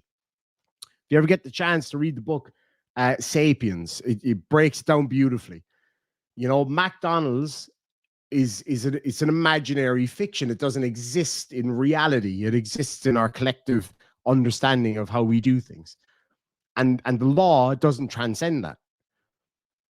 There's not a daddy watching here right now that if his daughter came home and said, my boyfriend punched me. Oh, really? Did he? Yeah. Okay. Yeah. Let me just get my battle spoon and I'll sort that motherfucker out. The law says you can't do that, but you're going to fucking do it. And I'll be right there with you. You know what I mean? And that's the point I'm trying to make. So that's where I would just slightly disagree. We do have absolute free speech, even fire in a movie theater. You have the freedom to physically say those things, but you don't have the freedom from the consequences of it. And that's really important because people forget that. They think, I can say whatever the fuck I want. Yeah, you can. You can. But you're going to face some consequences. Those consequences could literally be legal consequences, depending on where you live. Those consequences could be simply that people don't like you or don't take you seriously. You shit all the time. People aren't going to like you. It's just the way it is. The consequences could be you're going to get a fucking headbutt. Because I tell you one thing, whatever the law says about not assaulting people, you go to the pub down the road from me here and you go in and you call someone's missus fat, you're going to get a headbutt. Like, that's it. There's your consequence. Now, he'll have a consequence for his actions too. Probably not, but most likely. And that's the way it is. So it doesn't matter what the law says. I know that sounds a bit extreme, but that's the reality of it. If the law was all that mattered, and if that's all it took, we wouldn't have crime. We wouldn't have murders. We wouldn't have assault or any of the other horrible shit that happens. So that's what I'm just trying to get that across. Like, you know, it's a bit of everything. Not even punching if he even said he was going to punch her and was walking toward her, you should defend her before that guy gets to maybe touch her. Oh, absolutely. Like any of the kids in my life, especially anybody in my life really that's close to me that I love, I'll protect with my life. Like there's no question about it. I've been lucky enough that I've had kind of 2 extra shots at life. I had 2 situations where I was, you know, not looking good for a while. I would jump in front of a bullet for any of them. No question about it. Like if somebody came up aggressively to my niece, they're getting their ass kicked. Like I'm no fucking tough guy. Like I'm tougher than Jail Warren, obviously, but like, I'm packing a bit of fucking heat. But I will rage out on somebody if they try to hurt my niece or my mom or my dad, anybody, my friends. Like doesn't matter. So I agree with you 100%. But see what I mean? The law doesn't matter there, does it? There's still consequences for those actions, potentially. Like if somebody came up and headbutted my 10-year-old niece and I fucking kicked the shit out of him, I don't think I'm going to get in a whole load of trouble for it. You know what I'm saying? But the law says that I can't do it. Do you get me? It's a tough one. It's a tough one. Jail Warren is the smallest human being I've ever met in real life. I'm only joking. I was actually rewatching our video the other night from when we were laughing in the car, you, me, and Colin, definitely not Cromwell, in the middle of Kentucky, laughing our asses off at some Irish fella having a fucking meltdown. Oh, my mom loves that video. My mom replays that video all the time. Mr. Vasco89 says, hello, Nikicato Avocado. I know, right? I really did sound like him there. Him, right? Him? Not really sure. I am definitely going to respond to him in Irish. There's no question about that. It's not illegal to say Chuckager law. Okay, so this is a very good example. So Alan Bird lives up in Northern Ireland. He's up in Belfast. Sorry, Northern Ireland. Says it's not illegal to say Chuckager law up north, but it could still get you in bother. That's a fact. So Chuckager law, it means our day will come. Some people pronounce it Chuckier law. I think up north, depending on the dialect, as I was talking about earlier, some people would say Chuckier law. Some people, I would say Chuckager law because I come from the south. Like we would say Codatatu or Conasatatu, which means how are you? Codatatu is what are you? Conasatatu. Whereas in the north they say Kadiamertatu. But like if somebody's waving one of those outside their house in Northern Ireland and you say Chuckager law, you'll get it right back. Yeah, fucking A, man. Yeah. If somebody's flying a Union Jack outside their house, a Union flag outside their house, the butcher's apron. Nah, I'm only fucking with you. I'm not getting down that road now. But if you were to stand outside the house of a unionist or a loyalist in Northern Ireland and say Chuckager law out loud, you might get into a wee bit of bar. I'm just saying. The law doesn't matter then because you probably get your ass kicked. You go down to fucking Shankill and you start shouting Chuckager law and see what happens. Do you know what I'm saying? But those consequences cannot be a crime against somebody just for speaking words. If you beat someone up for saying words, they might not have been free from consequences, but don't break the law. Given, like, I agree, right? Like, fundamentally, yes. Like, beating somebody up for saying words is a bit ridiculous.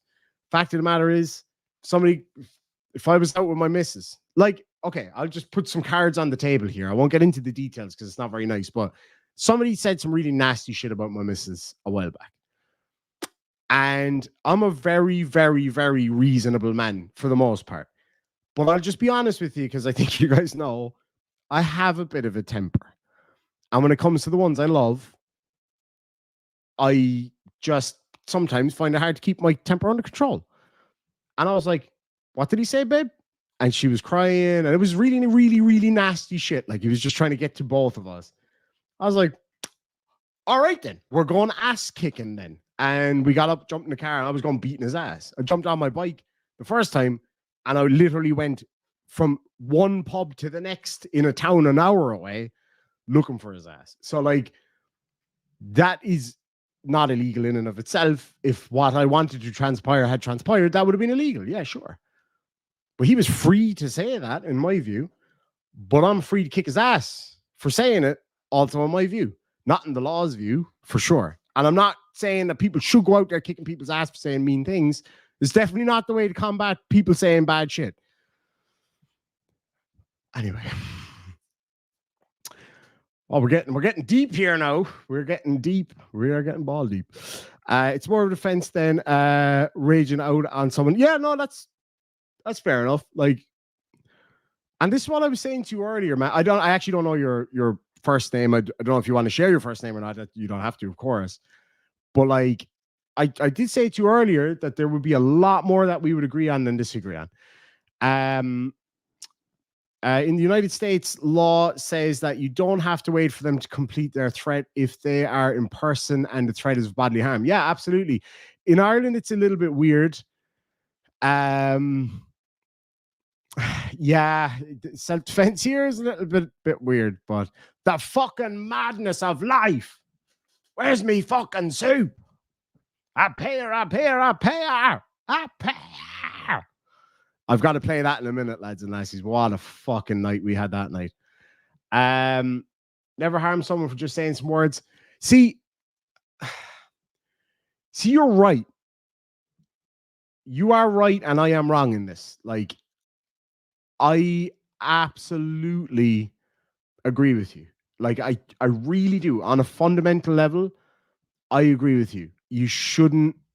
Sticks and stones may break my bones, but words will never hurt me. And then by virtue of that fact, I shouldn't hurt you physically for saying nasty things to me. In theory, I absolutely agree. In reality, if I'm walking down the street with my mom and somebody says something mean to her, there's a good chance that I'm going to react violently. Maybe not actually punch somebody, but I'll get in someone's face. Like, the fuck do you say about my mom? Because that's nature. That's like, that's a natural reaction. And I'm not saying that it's the right reaction. It's not. It's, in fact, I'm saying the opposite. It isn't the right thing to do. The right adult, modern human thing to do would not to be, you know, feeling aggressive towards somebody for saying words. I agree. If I could shake your hand right now, I would agree and say you are right and I am wrong. But what I'm saying to you is the reality of it is, and I'm sure a lot of people here would agree, if you're walking down the street with your wife, like, and it's not just men for women either. My missus was fit to, and she's tiny. She's 4 foot something. Tiny little thing. She's like size 6, 4'2", 100 pounds soaking wet. And I'm like 3 times her size, but she was ready to kick someone's ass for saying something nasty about me the other night. You know, it's nature, man. Like, if it was my niece, then it's a different story. It's like, I don't care if you're 86-year-old lady, you're getting your ass kicked. No, but not really. But, like, you know, it is what it is. All right, let me see here now. What we got? Yeah, you know, us Irish folk are not known for our tempers.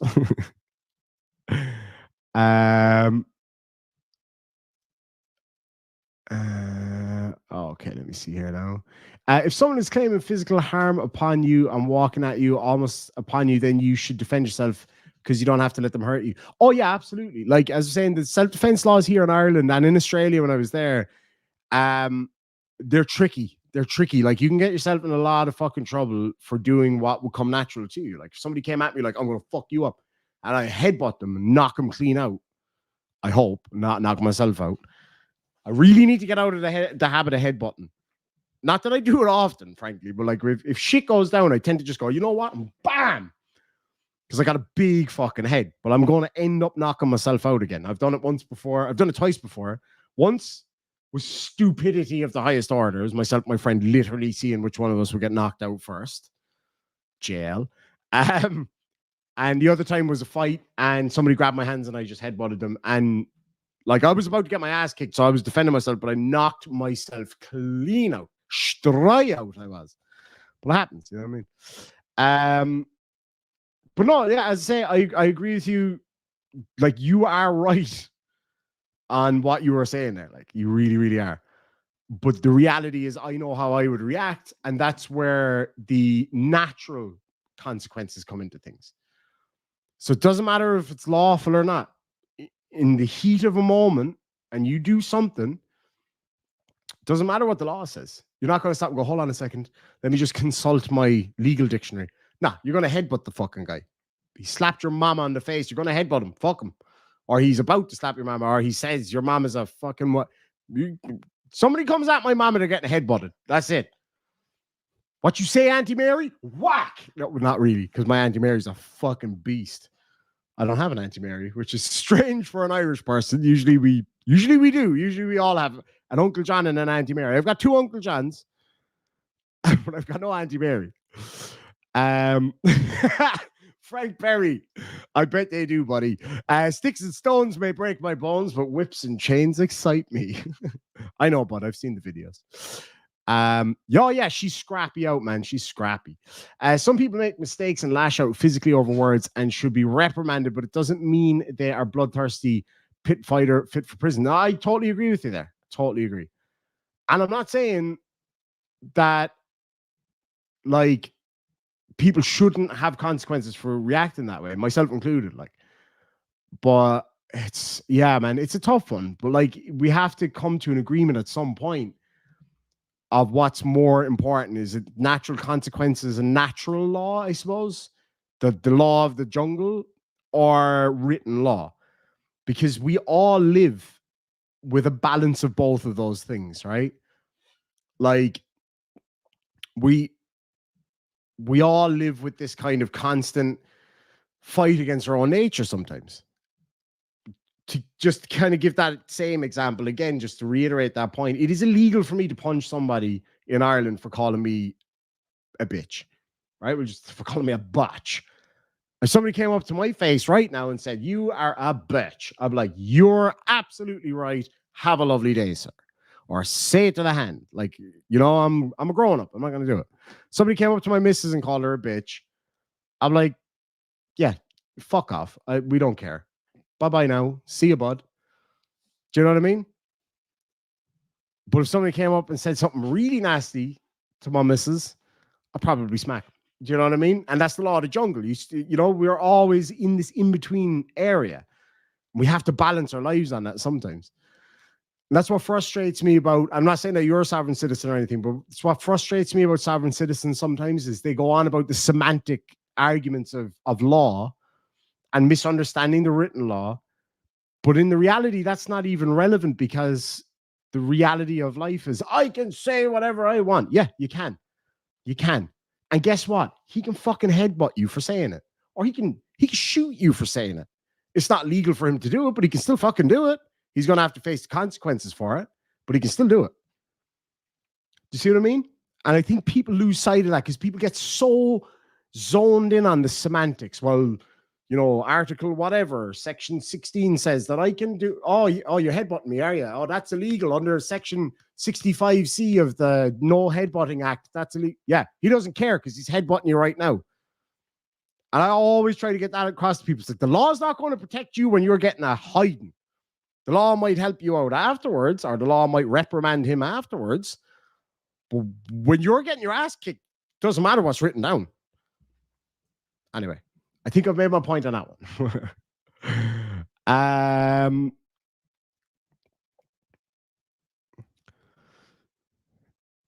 That's very sweet, actually. My mother always said, I brought you into this world and I can bring you out just as quickly. That was my mother's version of that one. As my gentleman of a father once said, when you act like a cunt, don't be surprised when you get split like one. Wow. Okay. I should have definitely proofread that one. I am sorry, ma'am and Auntie Denise, who are probably watching right now. Mr. Shigora, likewise. Yeah, just irritating. Is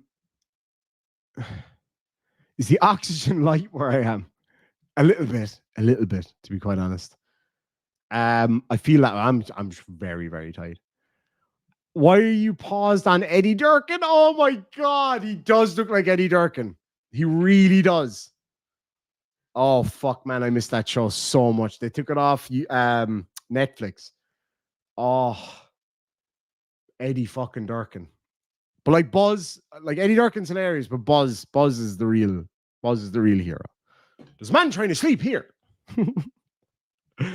Oh, lads, if you want to see true Irishness, check out a TV show called The Hardy Bucks. Started right here on YouTube as a project for college and became an absolute sensation on Irish television.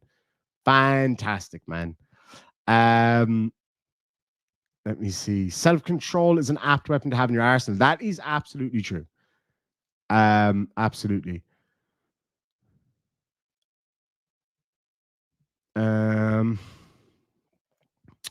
Always be a better person. Agree.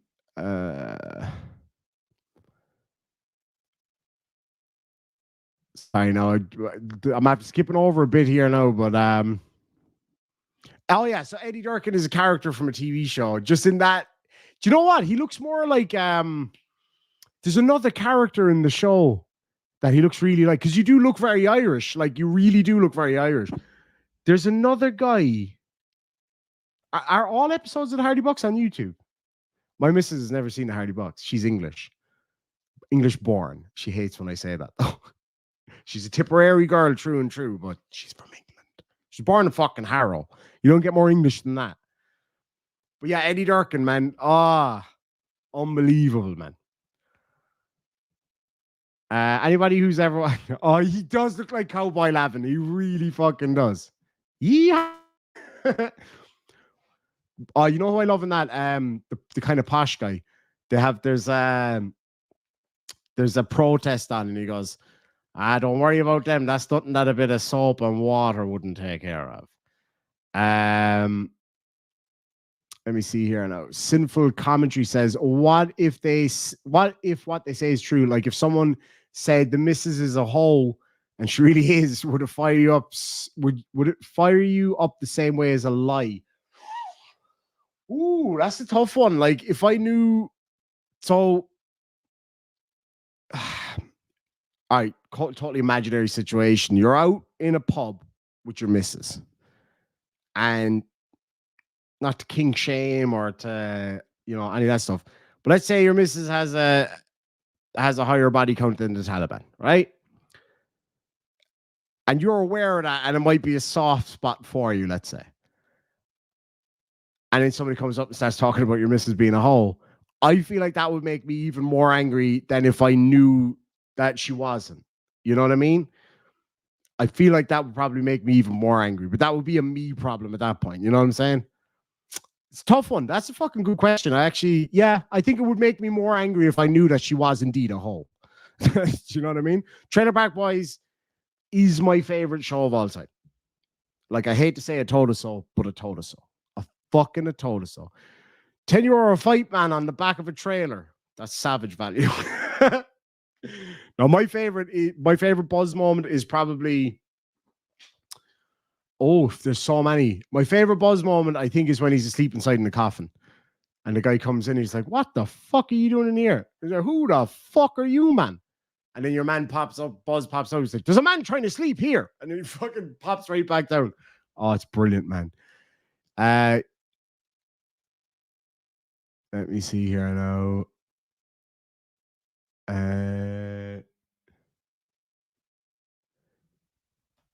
Oh, shit. My screen just went completely dead. Oh, wait, there we go. Let me see here now. John Paul McKenna for $2 says, Jeannie M is me mom. Hi, mom. Good to see you, mom. Hope you're having a fucking great day out there. Irish Demon of Cork County. Consider yourself writted of defamation. Why, thank you, good sir. I'm delighted to be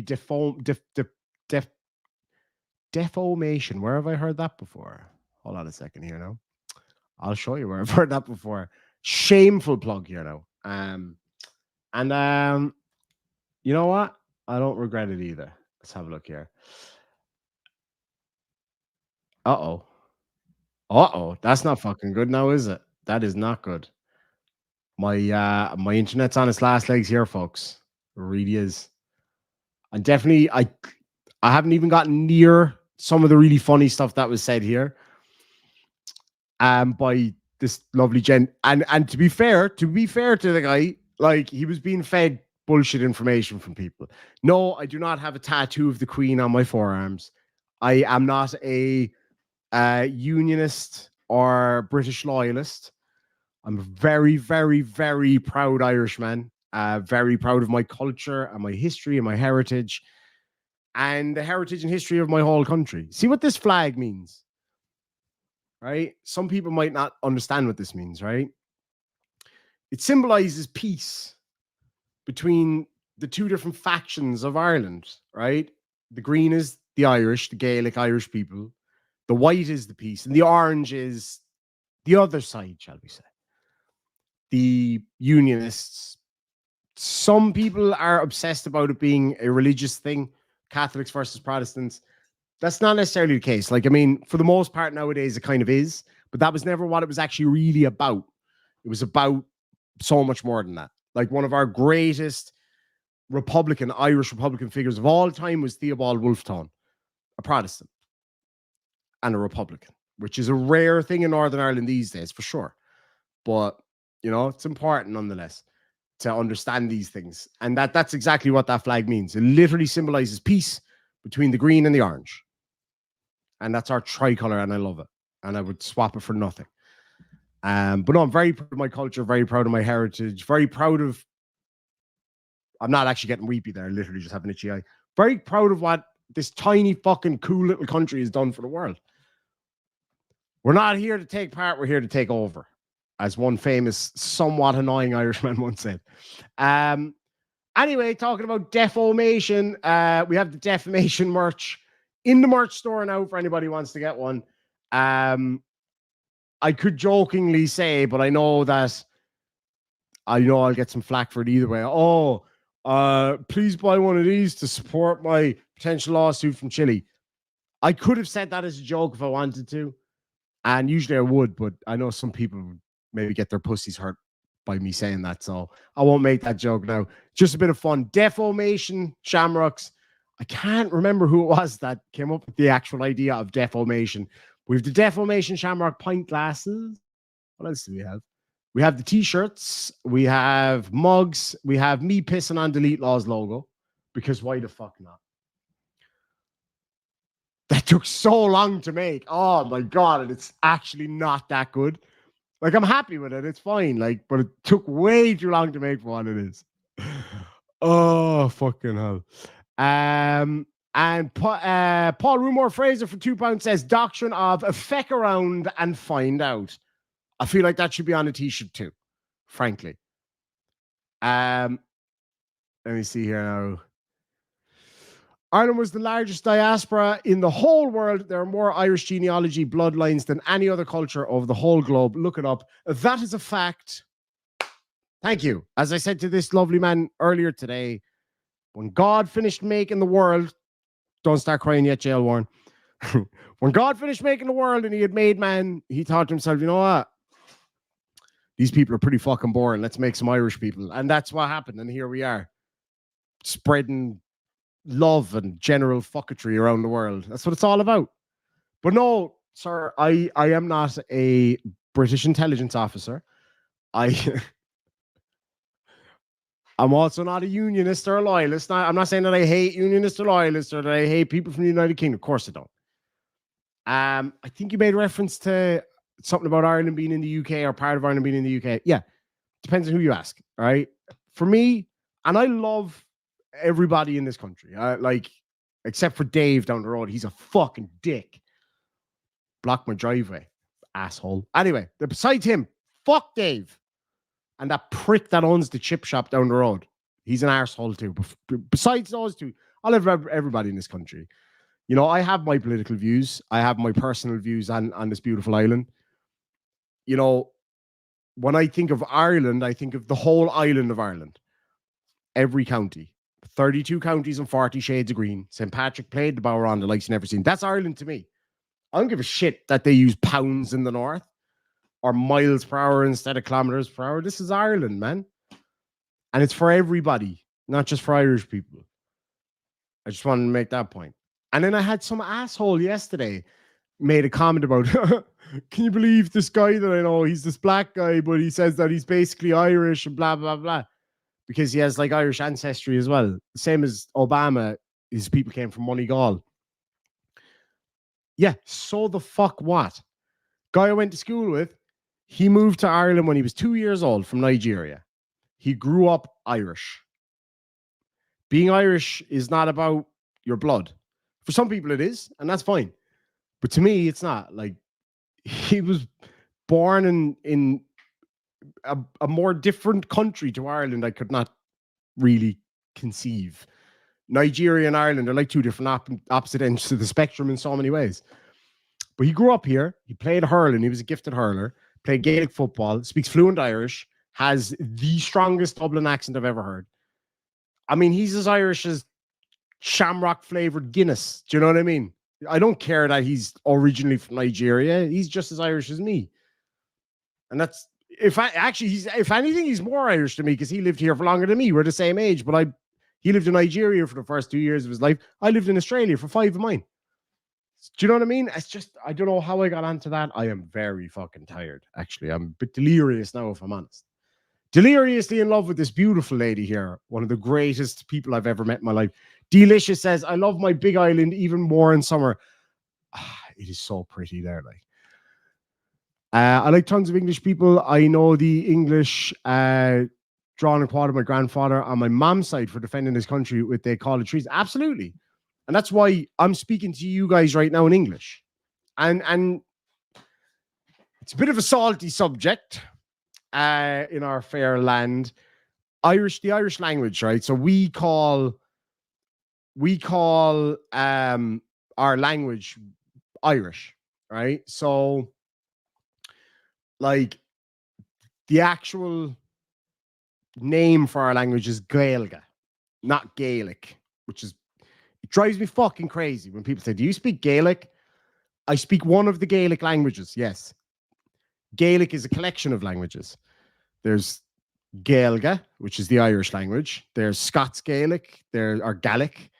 There's, I think, Manx, Brehon. There's a few different languages within that sphere of the Gaelic languages. So anyway, that's just a little anecdote. Our language is not called Gaelic. You will very rarely hear an Irish person say, this is how you say that in Gaelic. No, we'd say, this is how you say it in Irish, or Gaeilge. How was I getting on? See what I mean? I don't, like the brain now is starting to get a bit frazzed here. But like we were only talking about this last night. My great grandmother, so my dad's grandmother, she fought in the Irish Civil War when she was a kid. And like she would have grown up speaking fluent Irish, fluent Gaelic. So I'm speaking to you guys in English right now because when my grandmother was a child, it was illegal to speak Irish. You would get your ass kicked and probably sent to Australia to deal with people like fucking PhD Tony for the rest of time for speaking Irish. Whereas now, the Irish language surrounds us everywhere. So you drive down the road from here, for example, to the next town, you'll see the English name of the town and the Irish name of the town. You go into big supermarkets, you'll see a sign for a toilet. Everywhere you go, it's not the law, but it's just the done thing here. You'll see two signs for the toilets. You'll see toilets, and above that will be leithris, which is the Irish for toilet. Or you'll see cash desk and arrogant, which is the Irish for money. What else? Some of the stop signs. So we have regions in Ireland called the Gaeltacht, which is exclusively Irish speaking, right? So they only speak Gaelic in those regions. Well, they speak English too, but the main language is Gaelic. And like everything, the road signs, there's no English on them at all. So you won't see a stop sign, you'll see a stod sign. Or you won't see oh god, I'm trying to think what other fucking road signs. Mostly just like names and stuff like that. But yeah, our language was stripped from us. Like our culture, they tried to strip our culture from us. I mean, good luck with that. Like, it was taking a fair bit, and that's why we all speak English here now, which is probably better for us in the long run because it makes us, the rest of the world's more accessible to us now. But there's a huge resurgence of Irish culture now. Music, language, history. We lost a lot of our history. A lot of our written history was lost, but I'm so lucky personally, and I know my generation probably don't see it as much, but we're so lucky with the old people that we had. Like sitting there last night with my dad's, one of his older brothers, sitting there with him last night, telling me all the old stories. My late aunt, she was amazing. Her historical knowledge was fucking incredible. And like, I learned all that. I grew up listening to all those stories, and I'm passing those on to my nieces and nephews. Like, I love it. And it's just a huge part of who I am. I don't give a shit if the fella next door is a Protestant who loves the Queen. I don't give a fuck. We're sharing this island, whether we like it or not. And we just have to learn to get along. It's just as simple as that. You're not going to get on with everybody. And I think we have bridged the divide, which again is a term that I came up with completely by myself. And JL Warren stole it from the person who stole it from me, which was Delete Laws. JL is just kind of like that, typical Americans. I'm only kidding. JL Warren did not steal it from Delete Laws. They both stole it from me. So yeah. Yeah, we just need to get along a bit more. You know what I mean? There's a lot of people out there gunning for me at the moment. Fuck them. Gun away. I don't give a shit. Say whatever you want. I don't care. I don't give a fuck. I don't. I can shoot back and say nasty shit back. I don't care. It's not worth my time. It's not worth my fucking time. I know what I'm about. I suppose I find it hard to kind of... I wear my heart on my sleeve a fair bit. Now I can hold shit back sometimes, especially when I get angry and stuff. I tend to have to. Yeah, anyway. You have rights cops of duty says 157 O'Byrnes fought in the Revolutionary War of the United States. There's actually a lot of Irish people fought in the Revolutionary War because we had gone through one of our own uprisings at the time, which was a massive failure. And then a lot of Irish guys fought in the Civil War on both sides. And we had our own Civil War here in the 1920s, which was fucking brutal. Brutal. And it's, in some respects, it's still going on. Thankfully, not nearly as bad as it once was. Like, not even a patch on what it once was. But it's still there. It's still there under the surface. I fucking hate it. Like, I love British culture. I love my own culture, but I'm not an absolutist in that way. I love when it's like, trooping of the colour of the British Guards regiments. I get all excited and I will sit there for 3 or 4 hours drinking beer, eating popcorn, watching all of that. The king riding out on his big horse, all the fucking guardsmen. I love it. I absolutely love British culture. I love Scottish culture. Welsh. I love Welsh culture too. Like, so that's the thing. I'm not going to hate on it just because of the history. I hate what happens still today and what happened in the past. But we're fucking neighbors. It's a much smaller world than it was 100 years ago. We have to fucking just start getting along. You know, it's like when you see Poland and Germany fighting side by side, supporting each other and backing each other up against Russia at the moment. Like, they are literally fighting side by side. They're once absolute arch enemies. Us and the Brits, it's the exact same. We back each other up. Now, we're a neutral country when it comes to war, so we don't get involved in that respect, but in other ways. Whereas before, we were absolute. It's the same with the way the US and the United Kingdom are now. Fucking fought wars against each other, hated each other. One tried to subjugate the other, like, and next thing you know, World War II happens 100 years later, and they're like, right, boys, arm in arm, let's fucking do it. And they did it. You see, like, it's things change, times change. I don't know. Again, now the head is fucked, lads. I've been awake for what feels like 6 or 7 months without a tack of sleep, which is not good. They certainly do. They coronate their kings on the Stone of Destiny. I'm not convinced it's the real Stone of Destiny though, because it was stolen once before, and it's a fantastic story. It's so Scottish. It's just so beautifully nationalistic Scottish. Like, you took my stone, I'm going to go get it back. And they did. They literally just went down and fucking took it. Literally from, what was it, Edward the Confessor's chair. Like, one of the most valuable artifacts in the history of royalty in the United Kingdom. And the Scottish boys come down and like, hey, lift up that chair. I'm taking my fucking stone. And they did. They fucking did. I love that though. I love that. Like, they were like, it's brilliant. It's fucking old school. Like, it's not cool if you're into like the history of items. Oh, sorry, guys. I didn't realize the thing was still up on the screen. That wasn't like a full-length shameless plug there. I know now probably I'm going to get some flack from, oh, look at them trying to sell cups and shit. Suck my balls. How about that? But like, seriously, just for Scottish nationalists to be like, I'm taking my fucking stone back. I love that. I love that devilment. I love that, you know? We got to have a bit of fight in us too, like, you know what I'm saying?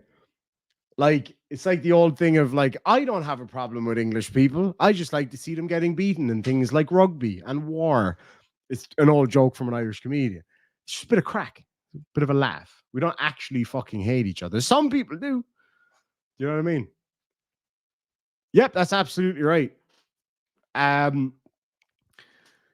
Ourselves and the Scottish have a very deep, strong history together. And I've got a lot of family ties in Scotland. I love Scotland. I love Scottish history and culture. And we do have a lot of, we're kind of mental cousins. But like, most Scottish people can trace their heritage back to Ireland. And the Scotty tribe from Northern Ireland went over there. The craziest fucking people in Ireland were like, hey lads, we're moving. We're going somewhere else. Like, oh, where are we going? Trust me, I know an even rainier place. And off we fucking went, and we started Scotland. We didn't start it, no, in fairness. But yeah, Scotland, they're just our mental cousins. We're their mental cousins. My auntie's home from Scotland right now. She's been living there most of her life. She's out at my mum and dad's house. Can't wait to go see her tomorrow. She's so funny. She's a sweetheart. Absolutely adore her because we're so alike. We grew up so alike, bit different, bit fucking weird. Love it. Sean O'Sullivan says, would you support England in sport? No, I wouldn't though, right? It's so petty. But no matter who they would play in the World Cup, I'd be rooting for them. We have to be able to take some of it back. You know what I mean? We have to be able to keep some of the rivalry, some of the, I don't know, maybe it's just in the DNA. It's just in the DNA. It's like, oh yeah, no, I love England. I've got a brother who lives in England. I love the history. I love the culture. It's a beautiful country. Can't wait to go visit there. All the rest of it. Oh, they're playing, I don't know. What's a random ask? Oh, they're playing Czechoslovakia in the football, are they? Yeah, well, I actually happen to be a Czechoslovakia football fan myself. We're very petty with that kind of shit. We really are. We really are. Coronation chair set up by Edward Longshanks, not Edward the Confessor. Edward Longshanks was Edward II, wasn't it? The Hammer of the Scots. And I think that's maybe...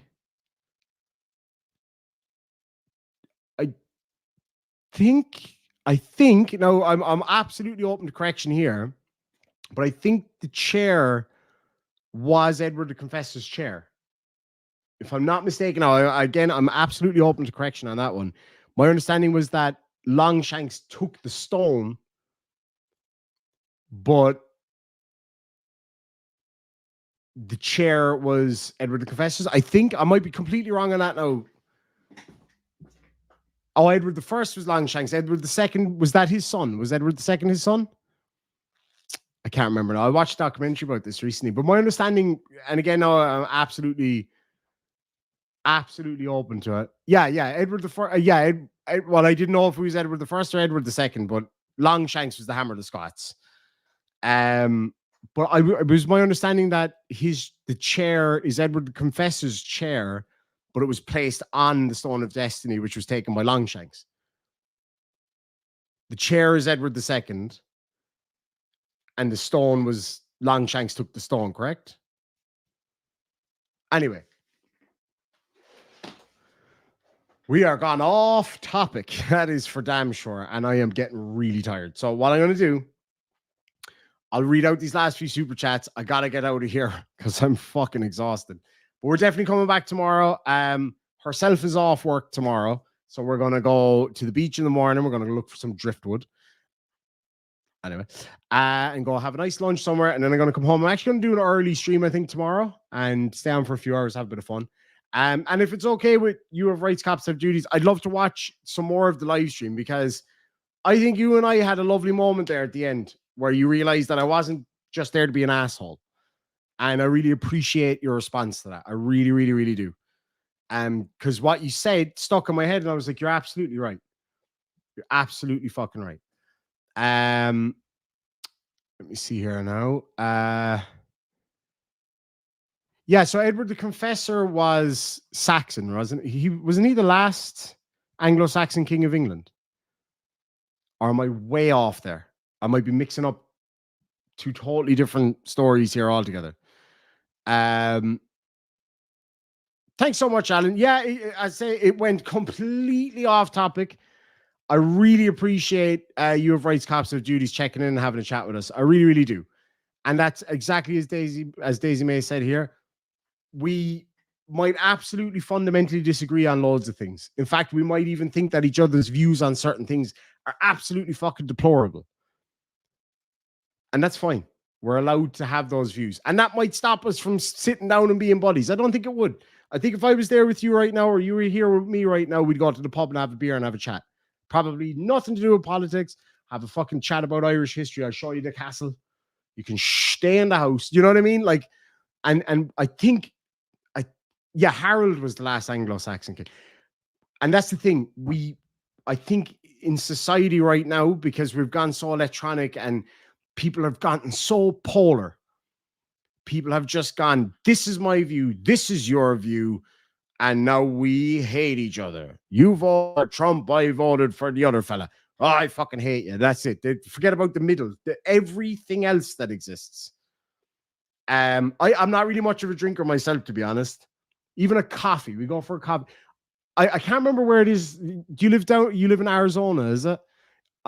I'll make it my mission within this next 12 months just to prove. I want to just start proving these points to people. Within the next 12 months, I'll try to get down your way and we'll fucking spend a day together, go have a coffee. I just really love to prove to people that, yes, we can disagree on a lot of stuff, but we can still have fun. We can still have a middle ground, and we can still just be humans and enjoy each other's company and have a laugh and have a joke. And exactly. So like echo chambers, terrible idea. Not Arizona. Sorry. I don't know why I thought it was Arizona, but you don't have to tell me where you're at. Although you do say it in your videos, I just can't. I don't know where Nye County is, but if I'm ever down Nye County way, I aim. We're planning on going to America, kind of early-ish next year. We got a lot of cool shit coming up in our personal life, so we might not be able to go to America in March or April.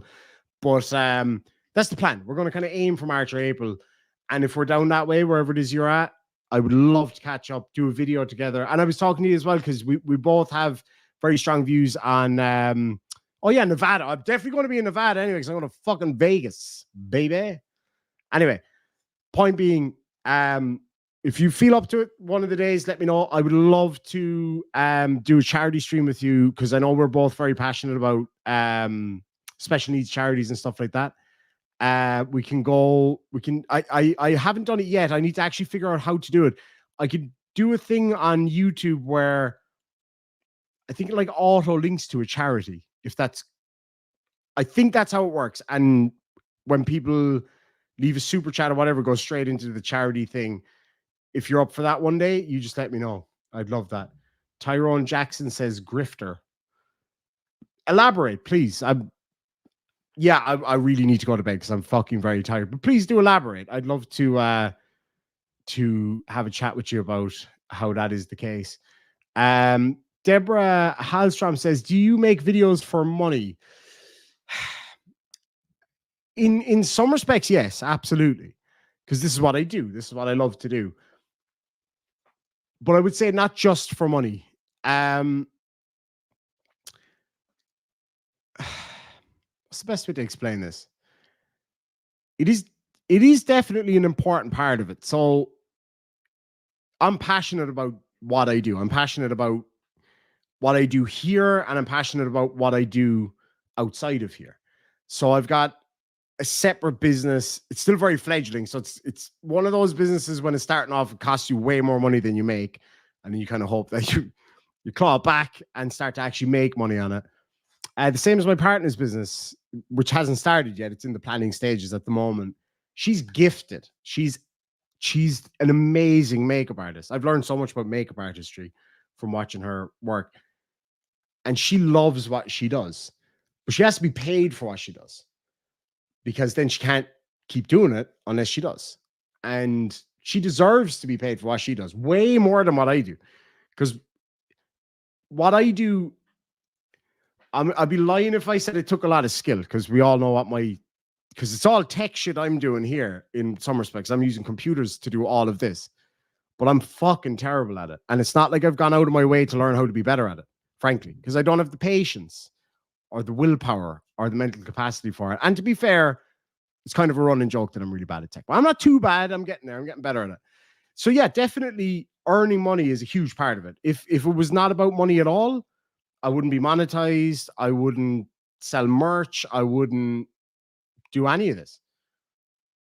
I wouldn't care about how many clicks or views things get. Do I care about getting clicks and views? Yeah, absolutely I do. Of course I do. Every YouTuber does. No, well, that's not quite true. Not everybody does. And it is important that, we use good thumbnails, we use good titles to draw attention to those videos, to get more subscribers, more views, to earn more from those videos. That's absolutely, that is the case. My favorite part of it still, And I got one yesterday. Hold on now. I don't think I can bring it up on the screen, but I can read it out. And I just was like, this is exactly why I love doing what I do. Making money from it is great. To be able to do something that you're passionate about and earn money from it is a dream come true for 99% of people out there. But what I love the most is comments like this. Hold on. So I did the 2 shorts with my niece yesterday, right? Right now. There was one comment in particular that I was like, yes, it's the tickly feeling I get from it. Oh yeah, okay, so here it is. So it was the first short that I put up with my niece yesterday. Now, cards on the table, that took way longer to make that 1 minute short than it does to make most of the videos that I do on I'd be lying if I said daily basis, but you know what I'm saying. My regular videos. That took way longer. It was a minute long, but it took easily as long, if not longer, than a regular video. And it's a short, so I'm not making a fucking dime out of it. But what I enjoyed about it the most, number one, my niece and I had such a laugh making that fucking short. We really did. And it meant the world to her. And I love it. To have your niece look at what you do for a job or for a passion and be like, I want to do that too. I want to do it with you. I love that. I absolutely love that. But it's comments like this that make it all worthwhile. And I'm not being mushy-gushy and just saying this to sound like a nice guy. It's the truth.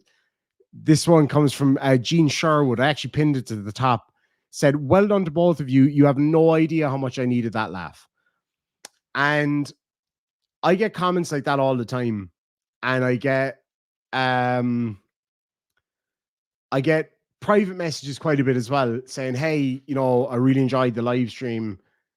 I really needed a laugh today. And like, there's days where I'll go live. I might have 1,000,001 things going on in my head. I might feel like shit. I'm open book with most things. There's some things I keep to myself because it's nobody's business. And that's okay. That's normal. And I do think as well, a lot of people think when you're a YouTuber, not that I'm some big fucking internet personality, but there's 135 of you watching now. There was 200 watching earlier, 1,000 watching live last week. So there's an element of personality involved that people, they want to be involved in who you are. And like, people, I think, do feel like us, the creators, the personalities, need to share everything about ourselves. I don't share everything. Of course I don't. Like, who would? You know, like the same as when you guys are at work. You're not going to go in and go, hey, this was the size of my poo this morning. You know what I mean? Like, you don't need to share everything. But some of it I'll happily share because it's who I am. Like, I had a very rough couple of weeks. I'm not going to lie. I had a fucking very rough couple of weeks. I had sad times this past week. Last night, I had a shit night last night. I felt like absolute shit. And I was tired and I was feeling a bit, not like depressed, but a bit down. I put up 2 videos yesterday. They tanked. They fucking tanked, which is, it's horrible. And that's not because of how much money you are now not earning from it. It's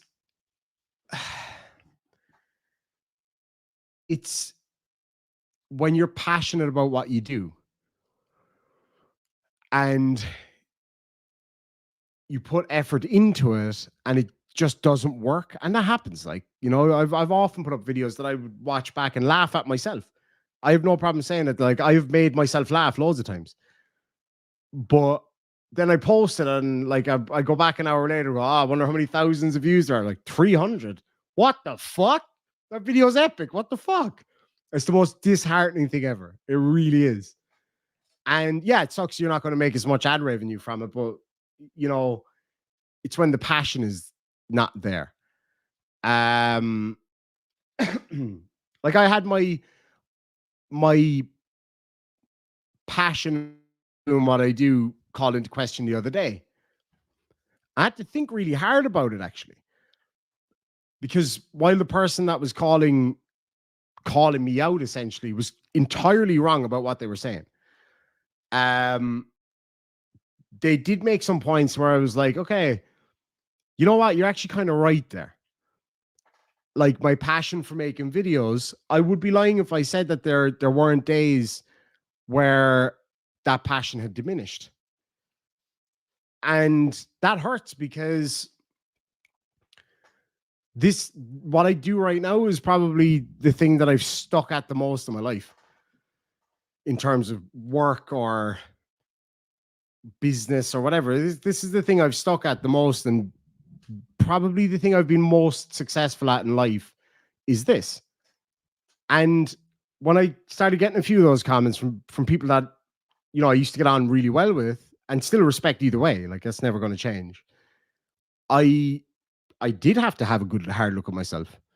I did have to kick myself in the ass and say, hold on a sec. Like I owe it more to the people who've been watching me for the last 3 years to continue to put everything into it. And you know, you're not wrong, Daisy. I do try to put my heart into it, but I think what happens with me sometimes is I find it very hard to separate what happens outside of this little corner of the studio from my outside life.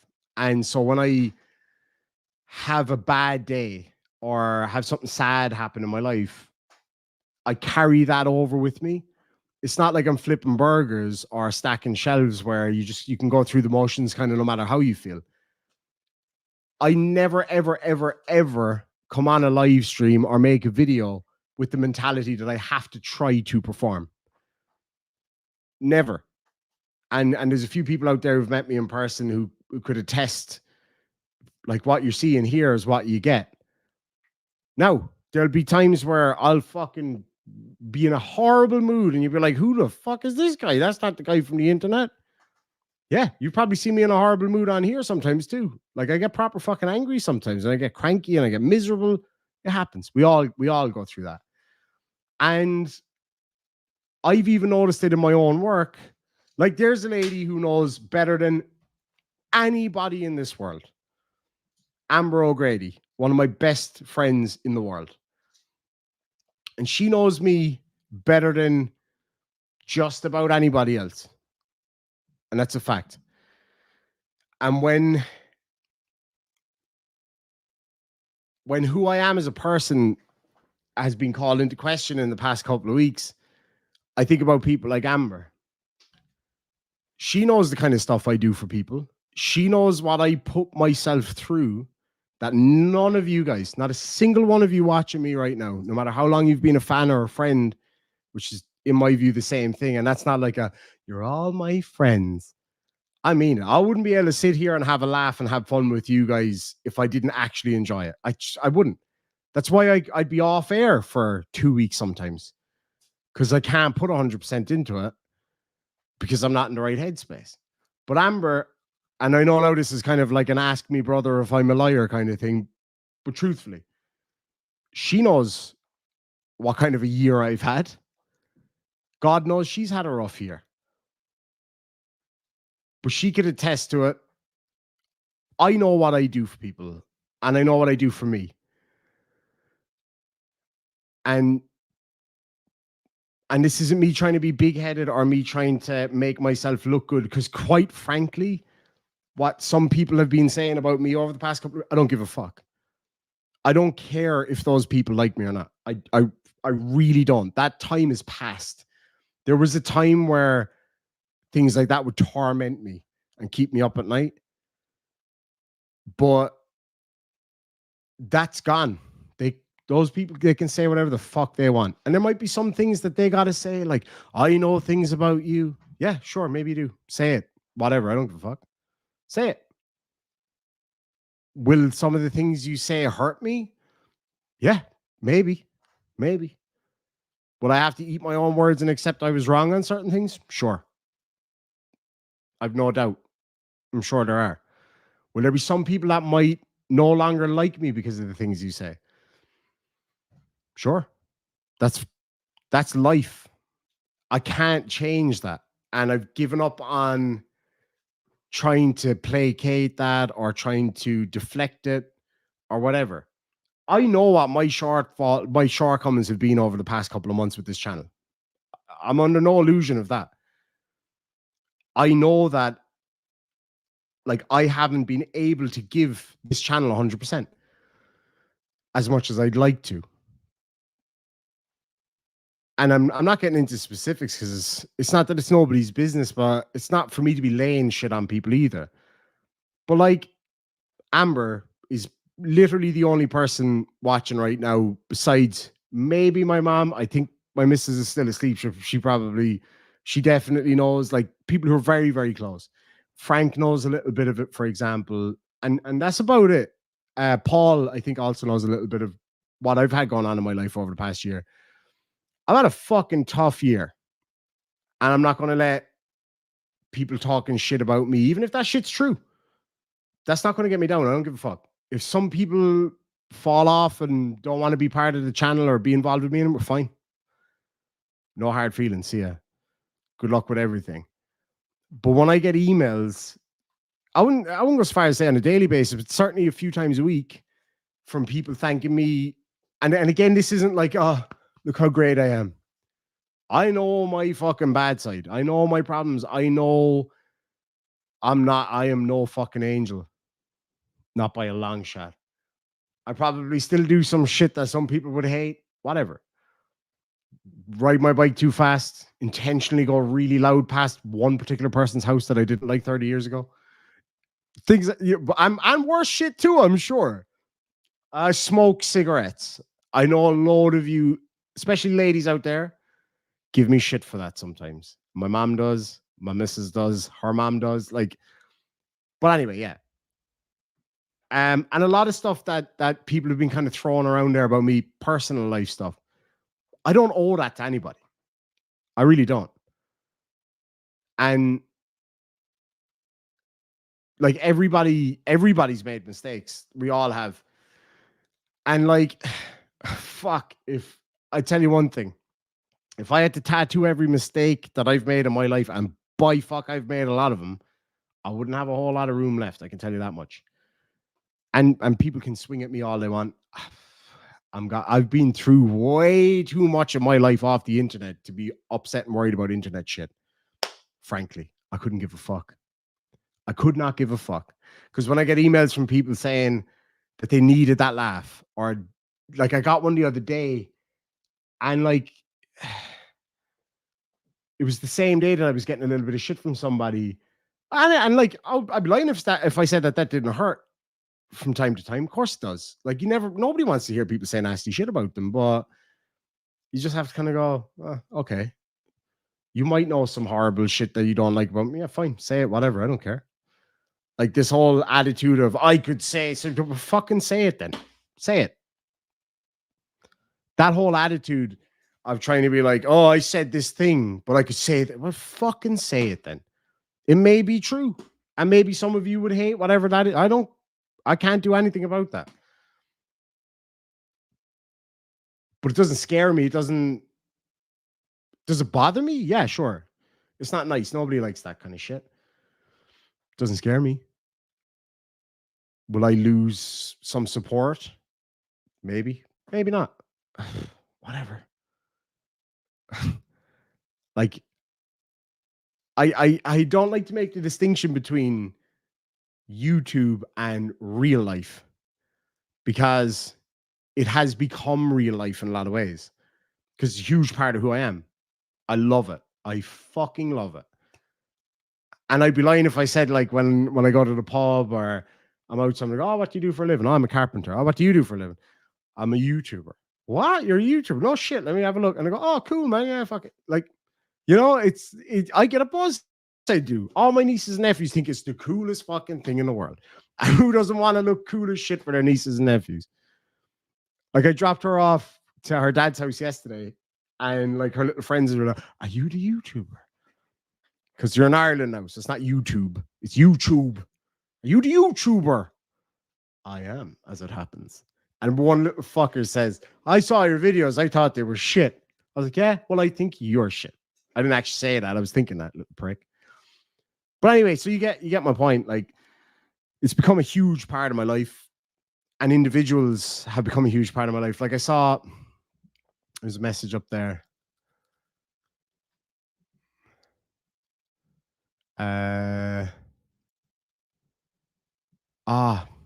did that go?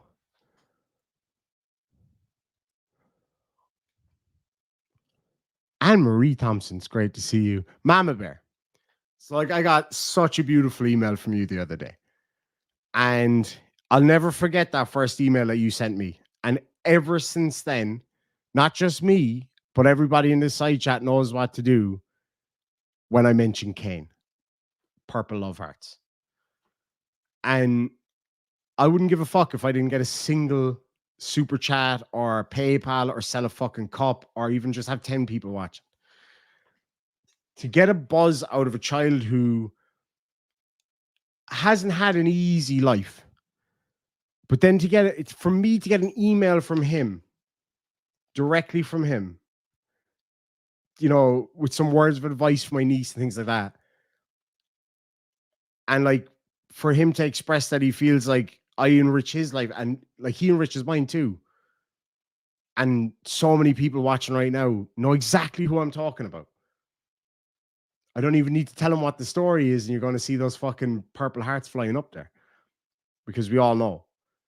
And I know there's YouTubers out there, there's peers of mine out there like, I care so much about you all and blah, blah, blah, blah. And then they fucking disappear and you never hear a word from them. I know I'm a bastard for not getting back to people.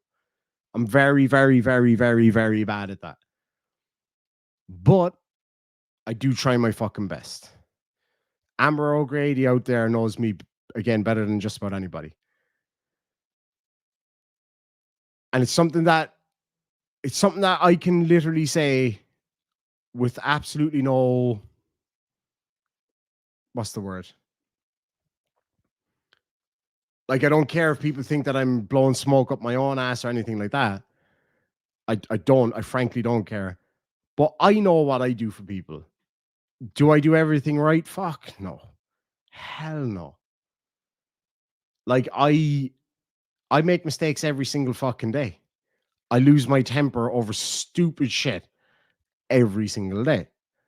I make terrible decisions all the time. And I go about things the wrong way all the time. And then when people try to point it out to me, I can be very fucking pig-headed and be like, no, you're fucking wrong, see ya. And I'd shoot off on my bike. And then I'll come back later and go, oh, actually, no, you're right. That's life. That's what we all do.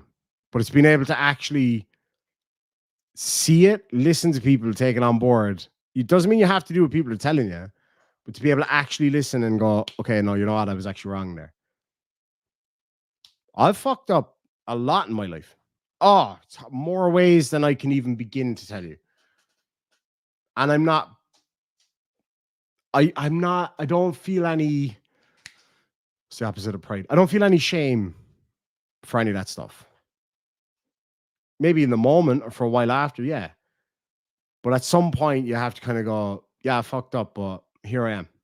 I'm me. Love it or hate it. You know? There's a few of you out there who I talk to every single day. That's not for recognition. That's not for money. That's not for clicks and views. That's because I care about those people. They've become a huge part of my life. And it matters. So to answer the question that was asked about a half an hour ago, do I make videos for money? Yes, of course I do. Because if I didn't, I wouldn't be able to do this. I'd have to be out there. I'd probably go back doing security is most likely because it's the easiest thing for me to do. But it's not the only part of it. It's not even the most important part of it. It's getting emails like that from Mama Bear and Kane. I chat with my buddy Frank pretty much every day. Pretty much every fucking day. I've had a horrible 2 weeks. Fucking horrible 2 weeks. Like, just difficult.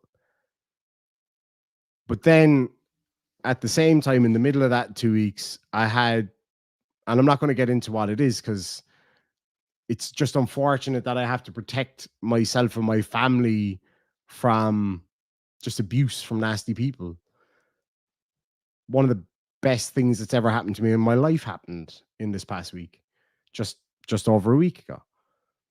And like, I would love to be able to share that with everybody all the time, but you have to kind of make decisions about, is this guy gonna try to make life difficult for somebody, or is this guy gonna start saying nasty shit? Because that's the way it is on YouTube. You know, you put yourself out there, you're gonna get shit. That's completely acceptable. And we put ourselves out there. By fucking God, I know I do.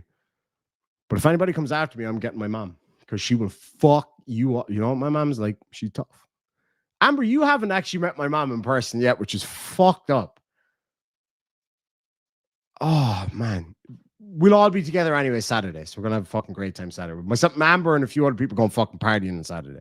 It's going to be a lot of fun. We were partying all last weekend, too. We way too much partying last weekend. Holy shit. We had a lot of fun. But yeah, she's somebody who can attend. And again, this isn't me like blowing my own trumpet or blowing smoke up my ass or up my own ass. But I think it's because I have been a little bit detached from the channel lately. And it's because I've had a lot going on. I've had a lot going on. Not all bad stuff either. Like some fucking awesome stuff, like the best shit ever. And I guess I did drop the ball. Of course I did. And like, do I regret it? No, because I needed to drop the ball to be able to concentrate on other things, or to even just heal a bit and not have this, because this can be quite fucking stressful. Like this whole gig can be stressful, because like you could spend hours making a video and then boom, demonetized. You're like, fuck's sake. Like that happened the other day. The little bitch getting locked up, and I had to wait a whole day for them to monetize. I'm like, did I just put in all that work for nothing?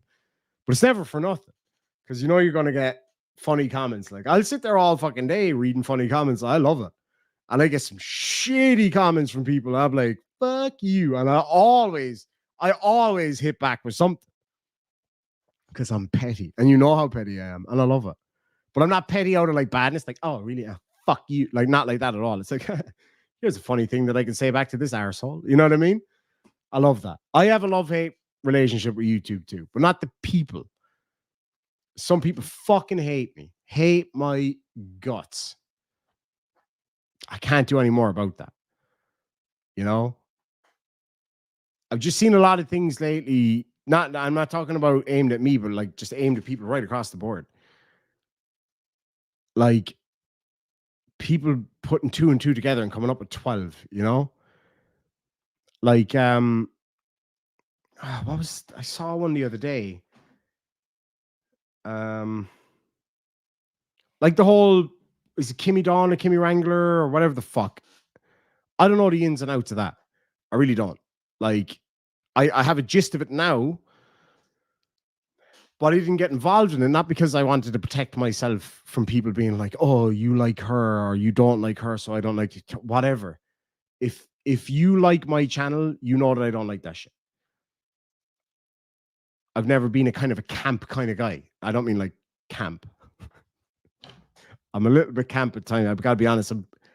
I've been told I'm a bit metro, and that's fine. I don't care. But like, I don't like to fall into a camp. Like you know, you have rights, cops have duties. We would disagree on so much, and we're two very, very different guys in a lot of ways.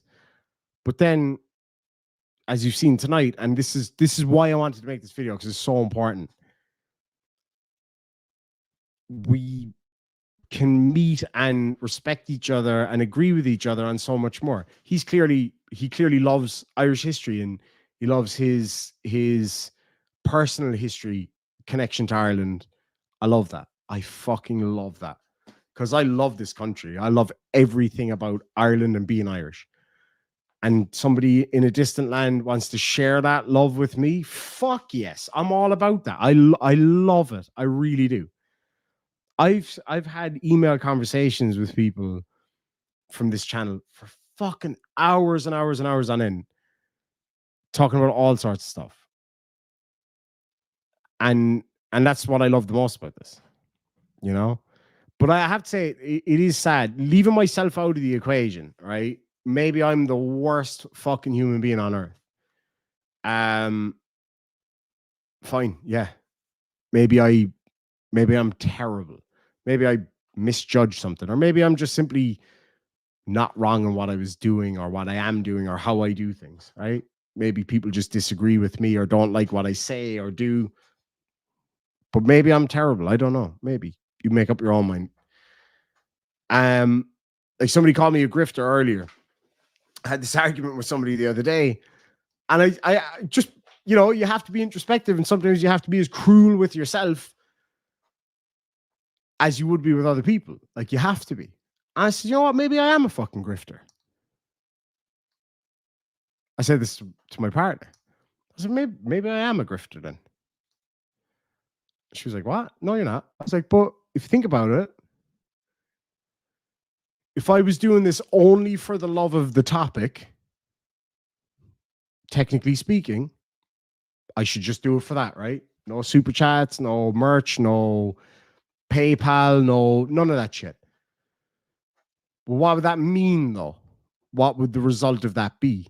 The result of that would be I wouldn't be able to put as much time into it. Now, have I given back what I've received from you guys in every way? From your loyalty to the channel, your viewership, your likes, your super chats, your memberships, your PayPals, your merch. Have I given back enough for all I've received? In this last couple of months, just being frank, I don't think so. I don't think I've put in enough work to receive the recognition and the support that I've gotten. I suppose in a lot of ways it's kind of coasted a little bit because I've been going through some pretty tough things personally, and I let that take over and stop me from doing what I love. But then the other side of that same coin is I would never feel like I was doing the right thing if I forced myself. Now, I'm an actor as well, right? I trained as an actor for a long time. I can come in here and pretend to be funny and to laugh and have a great, Jesus, how's it going? I'm the big fucking Irish guy that's laughing and joking. Well, you guys will see right through that. I've had so many emails over these past couple of years, and I love it, even though it's like a shitty reason to get an email, but I do love it. When I get those emails and say, are you okay? I'm one fucker for this who spots it a mile away is Frank Perry, because he's been with me since day one. And I'll get a message, are you okay? I'm like, yeah, I'm all right. Why? You didn't seem yourself in that video. Like, you're fucking spot on. You can't fake this. You know what I mean? I see it all the time. I see other YouTubers do it, and I respect what they do because they're showmen, they're actors, they're professionals, they're performers. Same as somebody who's in a band. Doesn't matter how shit you feel that day. You've got a packed house. You're going up there with your fucking guitar and you're playing it, motherfucker. I can't do it. I can't do that. Like, there's no need for any names because it's not a bad thing that some of these other creators can go out there and tell you how much they love you and they're all full of excitement and they fucking love this and they love that. And they look like they have so much passion and blah, blah, blah, blah, blah. But it's fake, right? And that's not a bad thing. That's not me having a go at anybody. I'm not talking about anybody in particular in case anybody thinks, because there's a lot of this veiled shit going on. And again, that's not just at me, but like right across the board. So much this veiled bullshit. Just sack up, say what you got to fucking say and move on. Simple. And that's what I'm talking about. That's why I'm saying specific. This isn't about anybody specifically. You just see it right across the board. I'm not talking about just in our community, but right across the board. Chili does it. I've seen Chili where he's really passionate, right? Whatever he's saying doesn't matter. Put that aside for a minute. Where he's really fucking passionate. You'd be like, that's a guy who's genuinely passionate. He's full of shit, but he's passionate about it at least. But then you see the days where he's under a bit of pressure or he's not feeling good. Chili's one of those guys, whatever you feel about the guy, you have to give him credit where it's due. He gets up there every fucking day. He posts videos. He does lives. And I do respect that. Okay. Before anybody has a shit attack, I'm not talking about I agree with him or what he says, but I respect his ability to do it. I can't do it. It's one of the biggest frustrations for my partner and my mom. They are on my ass all the time. My mom would be like, she rings me and she'll be like, why haven't you done a live for the past week? Like people say it to her, like, and I get the emails, hey, you know, are you okay? You haven't, like, how many of you guys watching right now have, I know a few of you from seeing the names come up, have messaged me asking if I'm okay or if I need help or if I'm okay, you know what I mean? Because I haven't live streamed. And I'll say to my mom, I'm like, Mom, I can't do it tonight. I can't do it tomorrow. Oh, why? What have you got on? Nothing. I can't, I don't feel it. I can't, like, I find it so hard to, you guys can see right through it. Like, I mean, there's been so many live streams where I've gone on and people were like, dude, you are not yourself today. Or is everything okay? Or my missus, she'll say it to me all the time when I'm not 100% on form and I do a live stream and I come out and she'll be like, you were really not yourself there. What's the story there?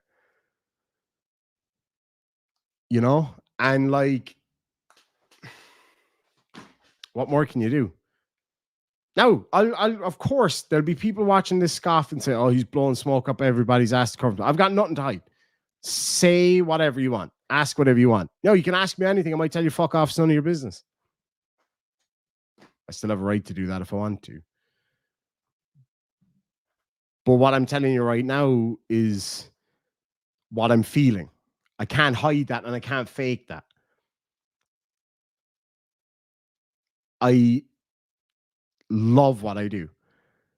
I have felt like I've dropped the ball over the past couple of months. I freely admit it. I've said it before on my streams.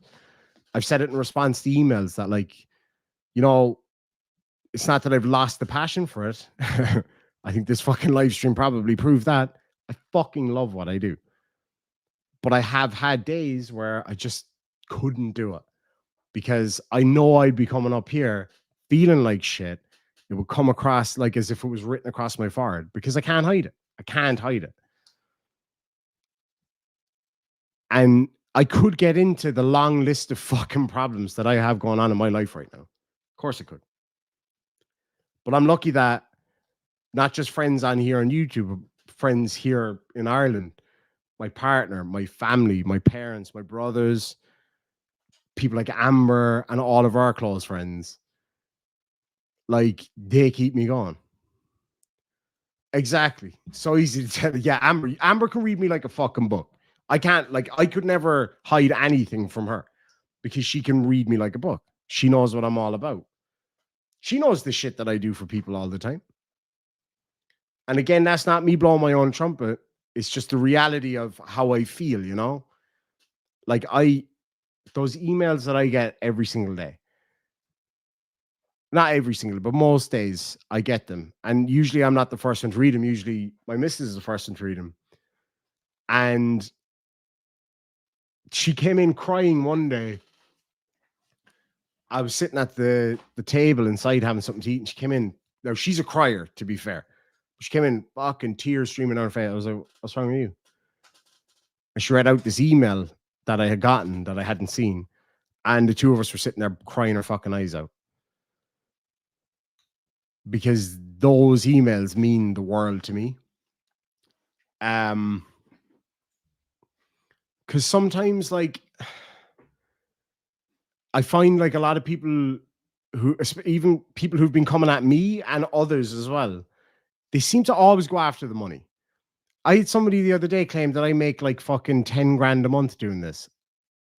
No, I don't. Not even fucking close. And that's okay by me. I can make a living off it. And what I've been making from YouTube lately has been feeding our other ventures to give ourselves a boost to the next level. And that's been tough. And that's not me fucking, oh, please, sir. No, not at all. It's just the reality. This is what people clearly have an issue with and clearly want to know about. And that's what I'm going to say. things have been tight because we're trying to push our lives to the next level. And yeah, I get some hate for it, get some shtick for it, whatever. What was it I had somebody talking shit about the other day? Something about me supporting my lifestyle off my viewers' backs. The vast majority of what I make on YouTube comes from Google ads. The vast majority. So all it's costing people is their viewership, their likes, their comments. The same person claimed that I made like well over $1,000 for something really small. I was like, you fucking crazy. Like, not even close. What are you, fucking nuts? And just started making all these wild claims. And I'm just like, I could, if I felt the need to,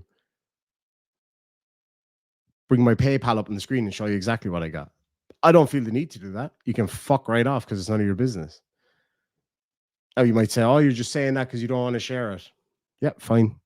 If that's what you think, that's fine. But I know how well I do out of YouTube. You can check on Social Blade. I don't even know how much it says that I earn on Social Blade. That's fucking wildly inaccurate. Sometimes it looks like I've looked up a couple of channels on it before. I don't really use it anymore. It's kind of pointless because it's not really relevant to me anymore. When you're starting off first, you're kind of watching to see who's growing and who's doing well. So you can kind of go, okay, why are they doing well? And learn from what those people are doing.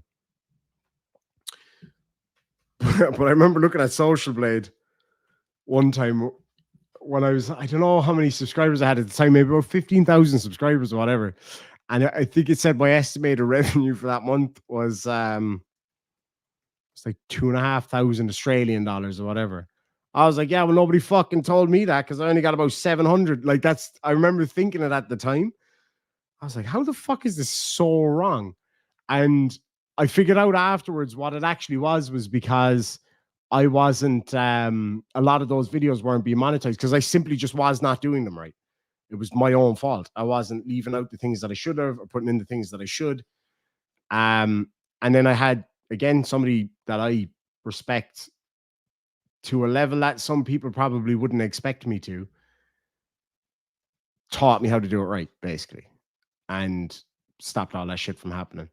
Oh man, I'm nearly at 10 million views. That's awesome. See, I haven't checked any of this shit lately because, yeah, so like this says here, estimated monthly earnings between 42 euro and 676 euro. Now, thankfully, I do earn a good bit more than 676 euro, but not even fucking remotely close to what this other person before was claiming that I was making per month. I was like, I think I even said it too, though. I was like, I fucking wish I was making that a month. And would I feel bad about it? The fuck no, I wouldn't. No, I fucking wouldn't. Because you know what? If you do something you love, you do it well, and people enjoy it, and you give people a laugh, there's fuck all wrong with that, man. There's nothing wrong with that. I had somebody give me shit for it there the other day in another live stream, like, oh, you're making money off of. Yeah, okay. I'm having a fucking good time doing it, and so are all these people watching. You know what I mean? I don't know. It's kind of hard to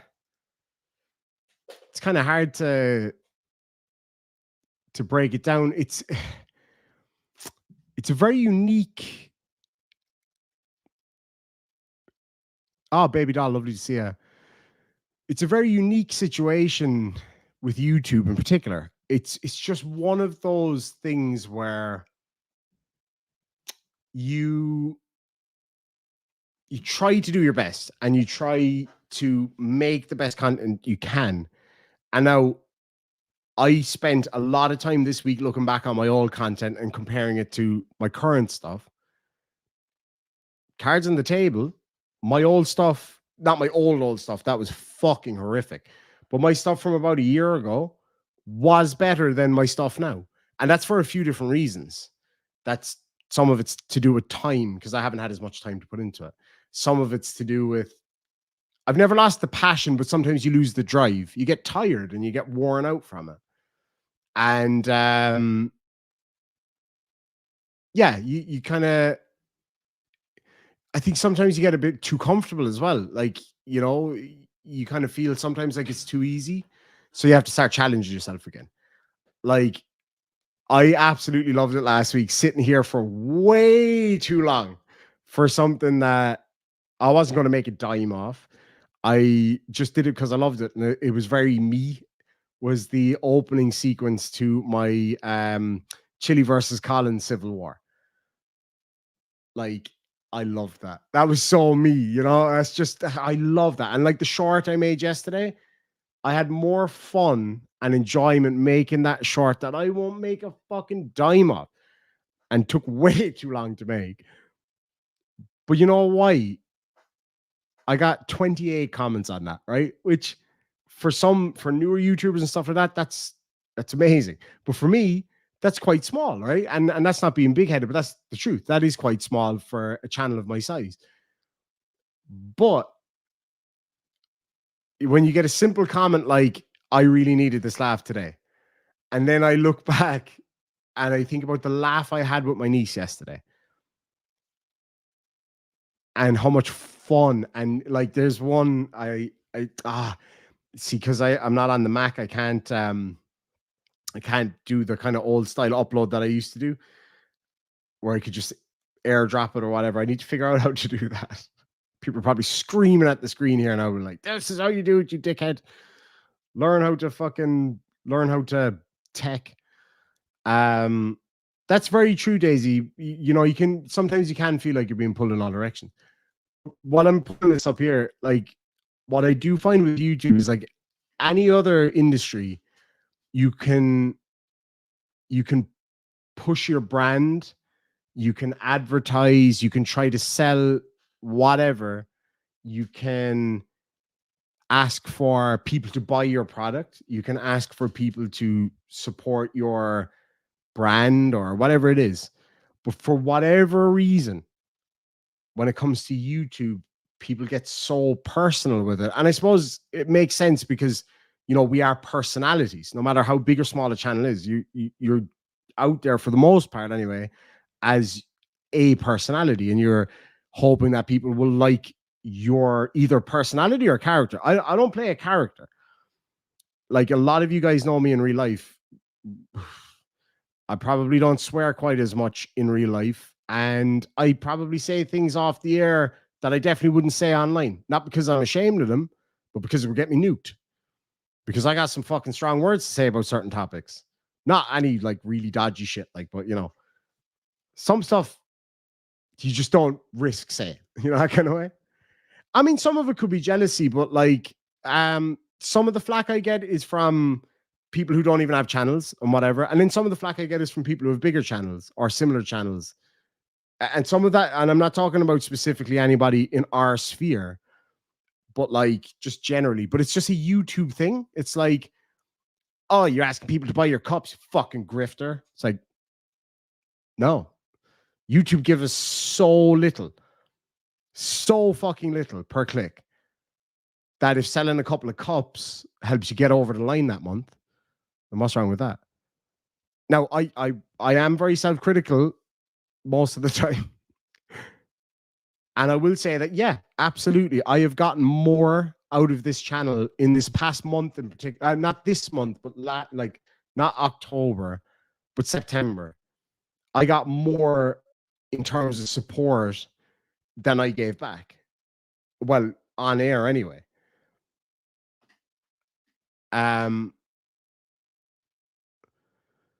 Like there was 4 days in a row last month where, now it doesn't matter who, because some of you will know that person, and I'm not going to share any specifics. If she's watching right now and she wants to say what it was about, she's more than welcome to. 4 days in a row where I didn't make videos and didn't live stream because I drove up the country to help somebody who's a fan of this channel. She doesn't comment a whole lot. She'd be here from time to time. And she reached out to me with a problem. I knew a way that I could help. Did it. And that, again, that's not me blowing my own trumpet, but I suppose it's just to kind of indicate to people to not jump to conclusions all the time. People go so, and I do it too. We all do it. people go so quick to, he's doing this thing or she's doing this thing. Oh, that's why she's doing it. It's like, okay, hold on a second. Maybe just think for a minute. There might be another reason why. There might be something else going on, or, you know, somebody might make a video where they say something a bit nasty and then you hate them for it. Or maybe they're having a bad day. Maybe something horrible happened to them that day. Do you see what I mean? It's kind of, and I think people, and it's the whole point of this stream to an extent, was to just show how, like, it's so easy to lose your humanity for people. Like, you have rights, cops have duties. I did not give him enough credit and time as an individual, as a person, the first time I made a video about him, because I saw a video that was shocking and over the top and aggressive, and it was very easy to laugh at and not make fun of, but because I still stand by what I said in a lot of that it was over the top and it was a bit ridiculous for me anyway. But then I actually got to know him because I watched a couple of his live streams. You might not realize that I watched a few of them. And yeah, I'll take the piss a little bit. I'm always going to do that. If I didn't like you, I wouldn't take the piss. I'd be mean, which is rare. But then, like, I listened to some of the things he said and I go, oh, that's fucking ridiculous in my view. And I expressed that openly with him. And he'd express what he thinks that I think is ridiculous. But then he started talking about moms and how important, like, loving your mom is. And I was like, whatever else he said, that's fucking true. I love my mom. I adore my mom. And I know some of you out there right now are awesome moms. Mama Bear, what a fucking son she's raised. Overcome so much and then given so much out into the world. Nothing but pride there. You know, like, I see my future sister-in-law. What a mother. Both of them. Incredible people. And me and him can agree on that. And then I said some words from the heart about my mom. And he got a bit teary, and I did too. Now, to be fair, I was making dinner and I was cutting onions, genuinely. But it was this connection. It was a connection moment where I was like, you know what? Maybe I need to give this guy a lot more fucking credit. And when I had said to him about, whatever about his views, I fucking respect him for being somebody who's struggling with dyslexia, and he'll stand there and he'll read those comments, right? And you can hear it. And I mean, no disrespect at all. You can hear that he has to sound out each word. And I've seen people mock him for that before, calling him an idiot and a moron and blah, blah, blah, blah. He could easily just not read them or not read them out. But instead of that, no, he's putting himself out there, showing that he has difficulty doing it, but does it anyway. You got to respect that, no matter what you think about his views. And I told him that. And then people say, oh, he's just blowing smoke up your ass to get you on the show so he can mock you.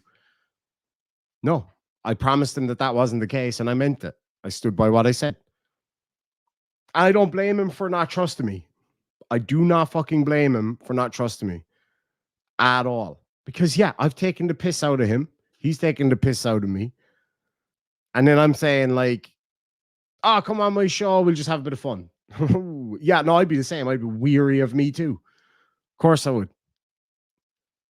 And, like, with the greatest respect in the world to him, I'm relatively good with my words. You know, like, I'm able to... I'm no fucking PhD Tony. Like, that man, Jesus Christ. He can tear you down. I've said this before. Like, he can tear you down with such eloquence that you just feel stupid for not understanding the fucking words he's saying. And then you actually figure out what he did say, and that's even worse. It's beautiful. Oh, it's fucking beautiful. He's a master at it. He's a master at it. I love it. Lads and lassies, I'm so sorry. I've missed so many of these super chats. Let me cut through these real quick. This stream did not go the way that I had planned or intended it to, but I'm fucking happy that it went this way. Because a lot of shit had to be said. And that's not me throwing shade at anybody. That part of it is just not worth my time.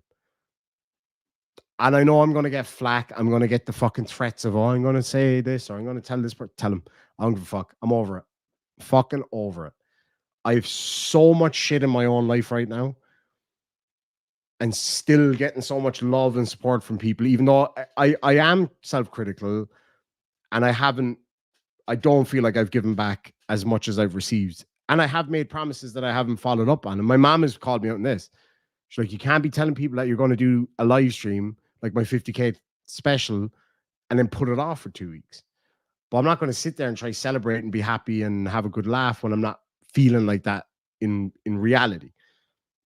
Because I'm not a character. I might be a bit of a caricature at times.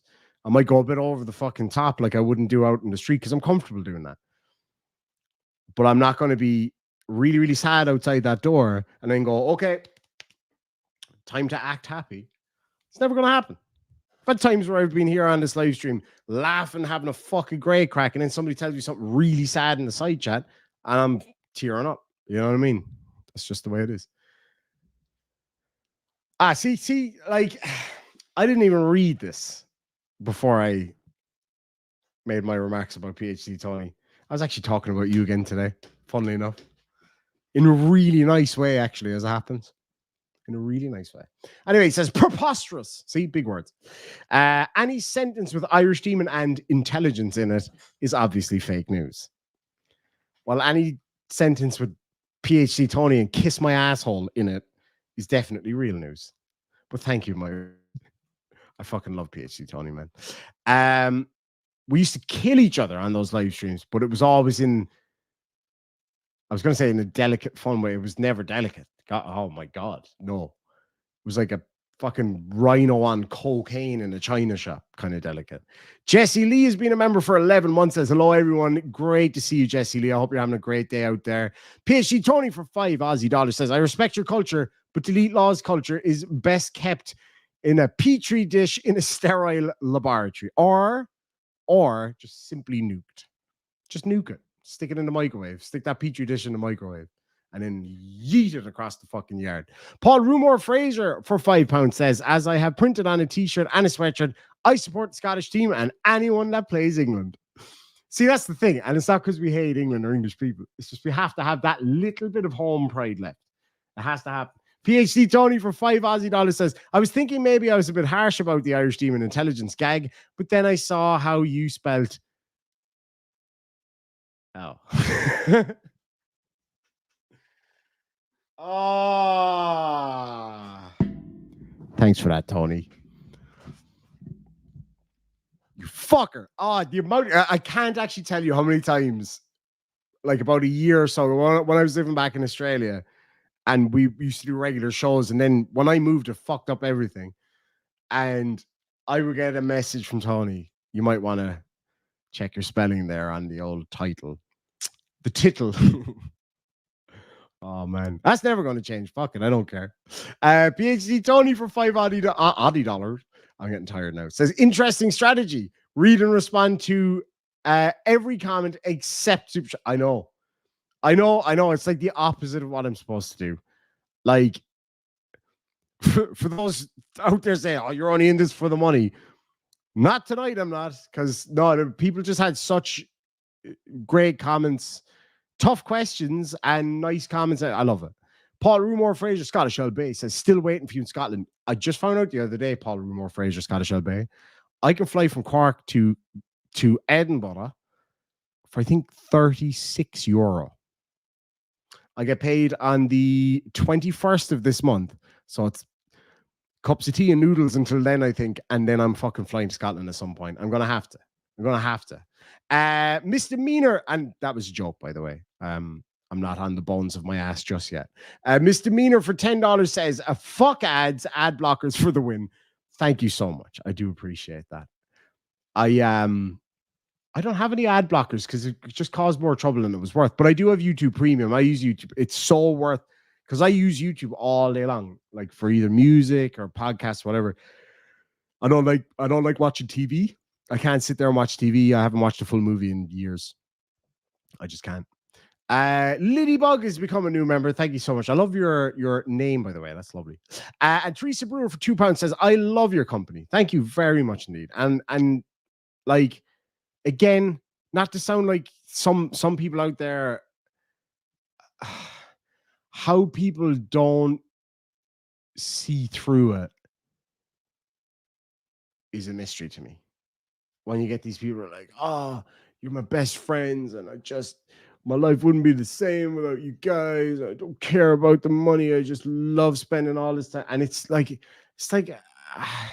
it's so fake, man. I'd rather just be like, thanks for all the money, fuckers, and then just leave. You know what I mean? It's just so fake. I fucking hate it. I really do. I really, really do. And that's why I've never been shy about the whole money side of this game. Ever. I always say the same thing to people every time. If you can and want to support me, there's the PayPal link, or here's this new cup I'm selling. And then I sell one, or I get a PayPal, or I get a super chat, or whatever. I'm like, fuck yeah, that feels good. Not just because it's money and it allows me to keep doing what I'm doing, but it's like that recognition and that kind of, you know, it's a boost. It's a nice thing. It is, because you're doing something that you love and you're able to earn a living from it and keep doing it and make people happy and have a laugh. It's fucking awesome. But then the flip side of that is some people can't, and that's totally fine. Like, I can't afford to go out there and give money to every creator that I love. I can't. I wish I could, but I can't. But when I get a comment like that and they're like, oh, you know, I wish I could afford to, I'm like, you, like, some people say it and you're like, yeah, you're talking shit because you want them to send you a super chat, and that's fine. I've got a big fucking rash here now, like a bumpy rash. Maybe that spider maybe that spider has just checked me out. Maybe that's it. Maybe this is the end of times now. Anyway, but no, I really do appreciate it. I really, really do. Because again, it allows me to do what I love to do. But then I get those comments where it's like, I wish I could afford it. I'm like, hold on. You don't have to fucking give me anything. The chat, the banter, if you want to go more than that again, go into my comment section and have a fucking argument with somebody. Pick a comment that you don't agree with and go, you know what? Fuck you. And start a big bastard of an argument. Because there's a couple of reasons for that. Number one, I'll get a kick out of it because I love when people argue in the fucking comment section. It's always hilarious and it spirals out of control. Number two, it's good for the algorithm. Because if there's interaction, it shows YouTube that it's worth putting it out there. So yeah, fuck the super chat. Go start a fucking argument. You know? And then the other things that cost absolutely nothing, just hitting the like button. Hint, hint. Or the best ones are the emails. Like, I love those. Now, they don't do anything for the algorithm. They don't pay the electricity bill. But the amount of, I can't tell you the amount of days. And this is where I'm going to leave it for the night now after I get these last couple of super chats. And this is where it comes full circle. I'll have those days where I'm just having a shit day. It could be anything. Like, there was one day I was all geared up to do my 50,000 subscriber special, and Minnie got sick. And I had to take her to the vet, and I was stuck there all day, and it cost a fucking fortune. And I came back stressed and miserable with my little baby on my arm, and I couldn't put her down. Every time I put her down, she was crawling over for me. For fuck's sakes, I can't do a live stream tonight now. Shit happens. And then the next day, I was kind of pissed off and miserable about it. I was a bit like, you know, you just feel a bit worn out from it. And then I got an email. It was quite a funny email, actually, and I really, really loved it. And it was somebody else who was having a bad day the day before I had my bad day. And I had an epic stream that night. It was short, but really fun. I can't remember what I was laughing really hard at something on that stream. I can't recall what it was.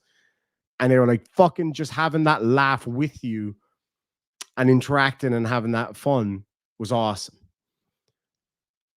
And that email was exactly what I needed to get me out of the funk that day. And I went down and had a great stream that night. So it comes full circle. We feed off each other's energy. Oh, I'm gonna go get some fucking crystals now.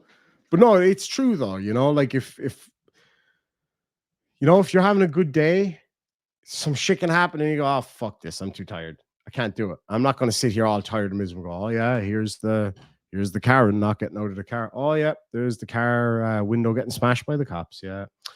All right, lads, see you later. Like, no, because that's not what you're here to see. It's not. And I could come on here and make a few bucks out of super chats, and then everybody goes away from it kind of going, that wasn't his best live stream. I fucking hate that. I fucking hate it. And that's why I could be missing for days on end. Because I'm not doing that. I'm an artiste. And like I do take what I do seriously, but I agree with what other people have reached out to me and said, like straight up said it to me in the harshest way ever. But it's what I needed too. It was like, you've dropped the ball, man. You haven't been giving it your all. You haven't been given back. And I'm like, yeah, no, you're right. No, I might not have said that in the moment, but I know. I know myself. I'm not stupid. If I can be big-headed for a minute, I am an intelligent person. I am quite introspective. And a lot of that's come from my partner. She's really helped me a lot because my head was all sorts of fucked up for the last 10 years or so. Yeah, and like my girlfriend, she's helped me to learn how to read my own mind and understand my own mind a bit better. And I've come a long way in that way. It's kind of fucked me up a little bit more too in some ways, because now I'm noticing shit that I didn't notice before, and that's bothering me a little bit. But I'm better for it in the long run. Absolutely. And Amber, you know what I'm talking about there. It's the harsh realities that maybe you were just kind of secretly ignoring in your own head. And then somebody like her, because she's a straight shooter, man. She's a fucking straight shooter, and it hurts sometimes. Like it's sharp. Sometimes you're like, fuck, babe. Like, god damn, you could have held back a little bit. But no, sometimes you just got to go straight for the throat. And I had that from somebody the other day. It doesn't matter who. Just came at me the other day and was like, you know what? No, you have been letting the side down a bit lately. I'm like, yeah, you're actually probably right there. Now, I might not have said that in the moment because, yeah, I don't back down sometimes, even when I know myself that I should. She tells me that all the time. We'll have a stupid argument. We never have like big blow ups, which I love, but like we'll have an argument over something tiny. Like crashing my car the other day. Like, do you know what I mean? Like, no big deal, babe. Yeah, it's just my fucking pride and joy. Don't talk to me like that. I'm like, sorry for being upset about you crashing my fucking pride and joy. No big deal.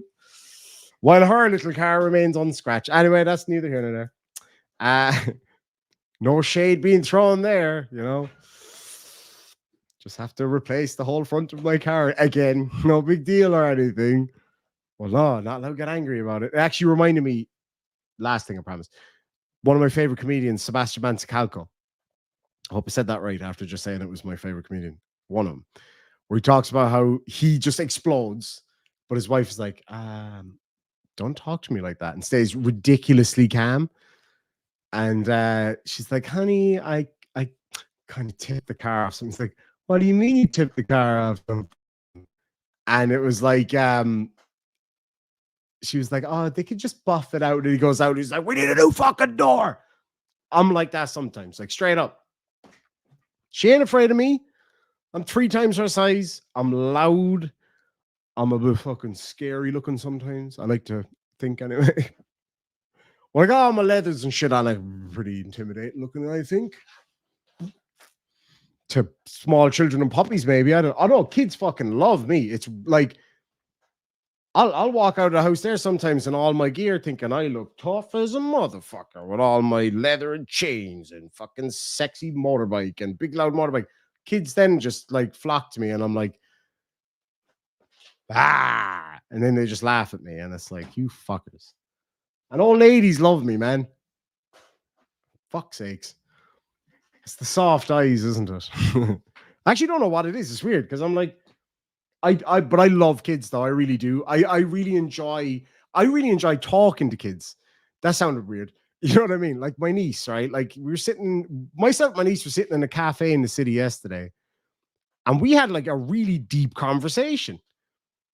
And I was like, this 10-year-old is making me think of things that I never would have kind of thought of. It's like what I was saying earlier, you know, when you get a little bit older, as you go through life, you start to kind of get hard to things and you start get like, you shut down ideas. And when I see her eyes light up with an idea, and I go, you know, I'm not so sure. And I'm like, hold on, no, okay, I'm going to actually think about this for a second.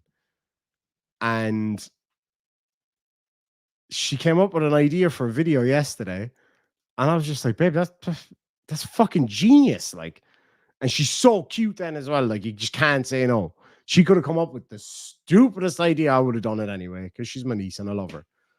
But no, she's really smart. Like, she's a really clever kid. Yeah, Sandy D, you know what? You are absolutely right. She says, I say this with all the love in the world for you. Go to bed. Yeah, I do need to go to bed. I do. But I'm going to read out this last couple of super chats here real quick, and then I will bounce, I promise. Lidybug, thank you so much for $5. Says, I love your channel, and you're so easy on the eyes. Thank you very much. Maybe that's why all the kids love me. They're like, this guy seems like not so fucking scary. I don't know. Maybe I need more piercings or something. I don't know. But no, I love that kids like me, and old ladies fucking love me, man. It's cute. Like I was in a really fancy store yesterday with all my, like I never wear my club stuff. I never talk about the club or any of that stuff on my live streams because that's a different part of my life. That's something that, like, as much as I love doing this, that's something that allows me to kind of get away from that a little bit and lets me shut off my other business ventures and just go out on the bike with the boys and go have a few beers and have a good time. But like, you know, like when you're wearing leathers and a fucking helmet with spiky fucking shit and tattoos and big metal rings, and then you go in and the old lady's like, how are you, love? Like, I don't want you to be afraid of me because you're a fucking adorable old lady, but I feel like maybe you should be. No, sure, you're lovely. Like, and then they come right back at you, you know. Now, old Irish ladies are afraid of nothing. That's why Hitler never invaded Ireland, because we would have put all the grannies on the border, like, oh, you're going to invade, are you? Fucking are you? That's exactly why they didn't invade Ireland. Because of people like my grandmother would have been fucking swatting Messerschmitts out of the sky with wooden spoons, like, and Hitler would have been, oh, 9. Okay, no, I definitely need to go to bed now because it's getting out of control. Paul Rumor Fraser for £2 says, I truly love to have a bromance with you. And we do. We fucking do. What a voice, too. He's such a beautiful singer. Sings in French beautifully. Brought a tear to my eye. It's cutting onions.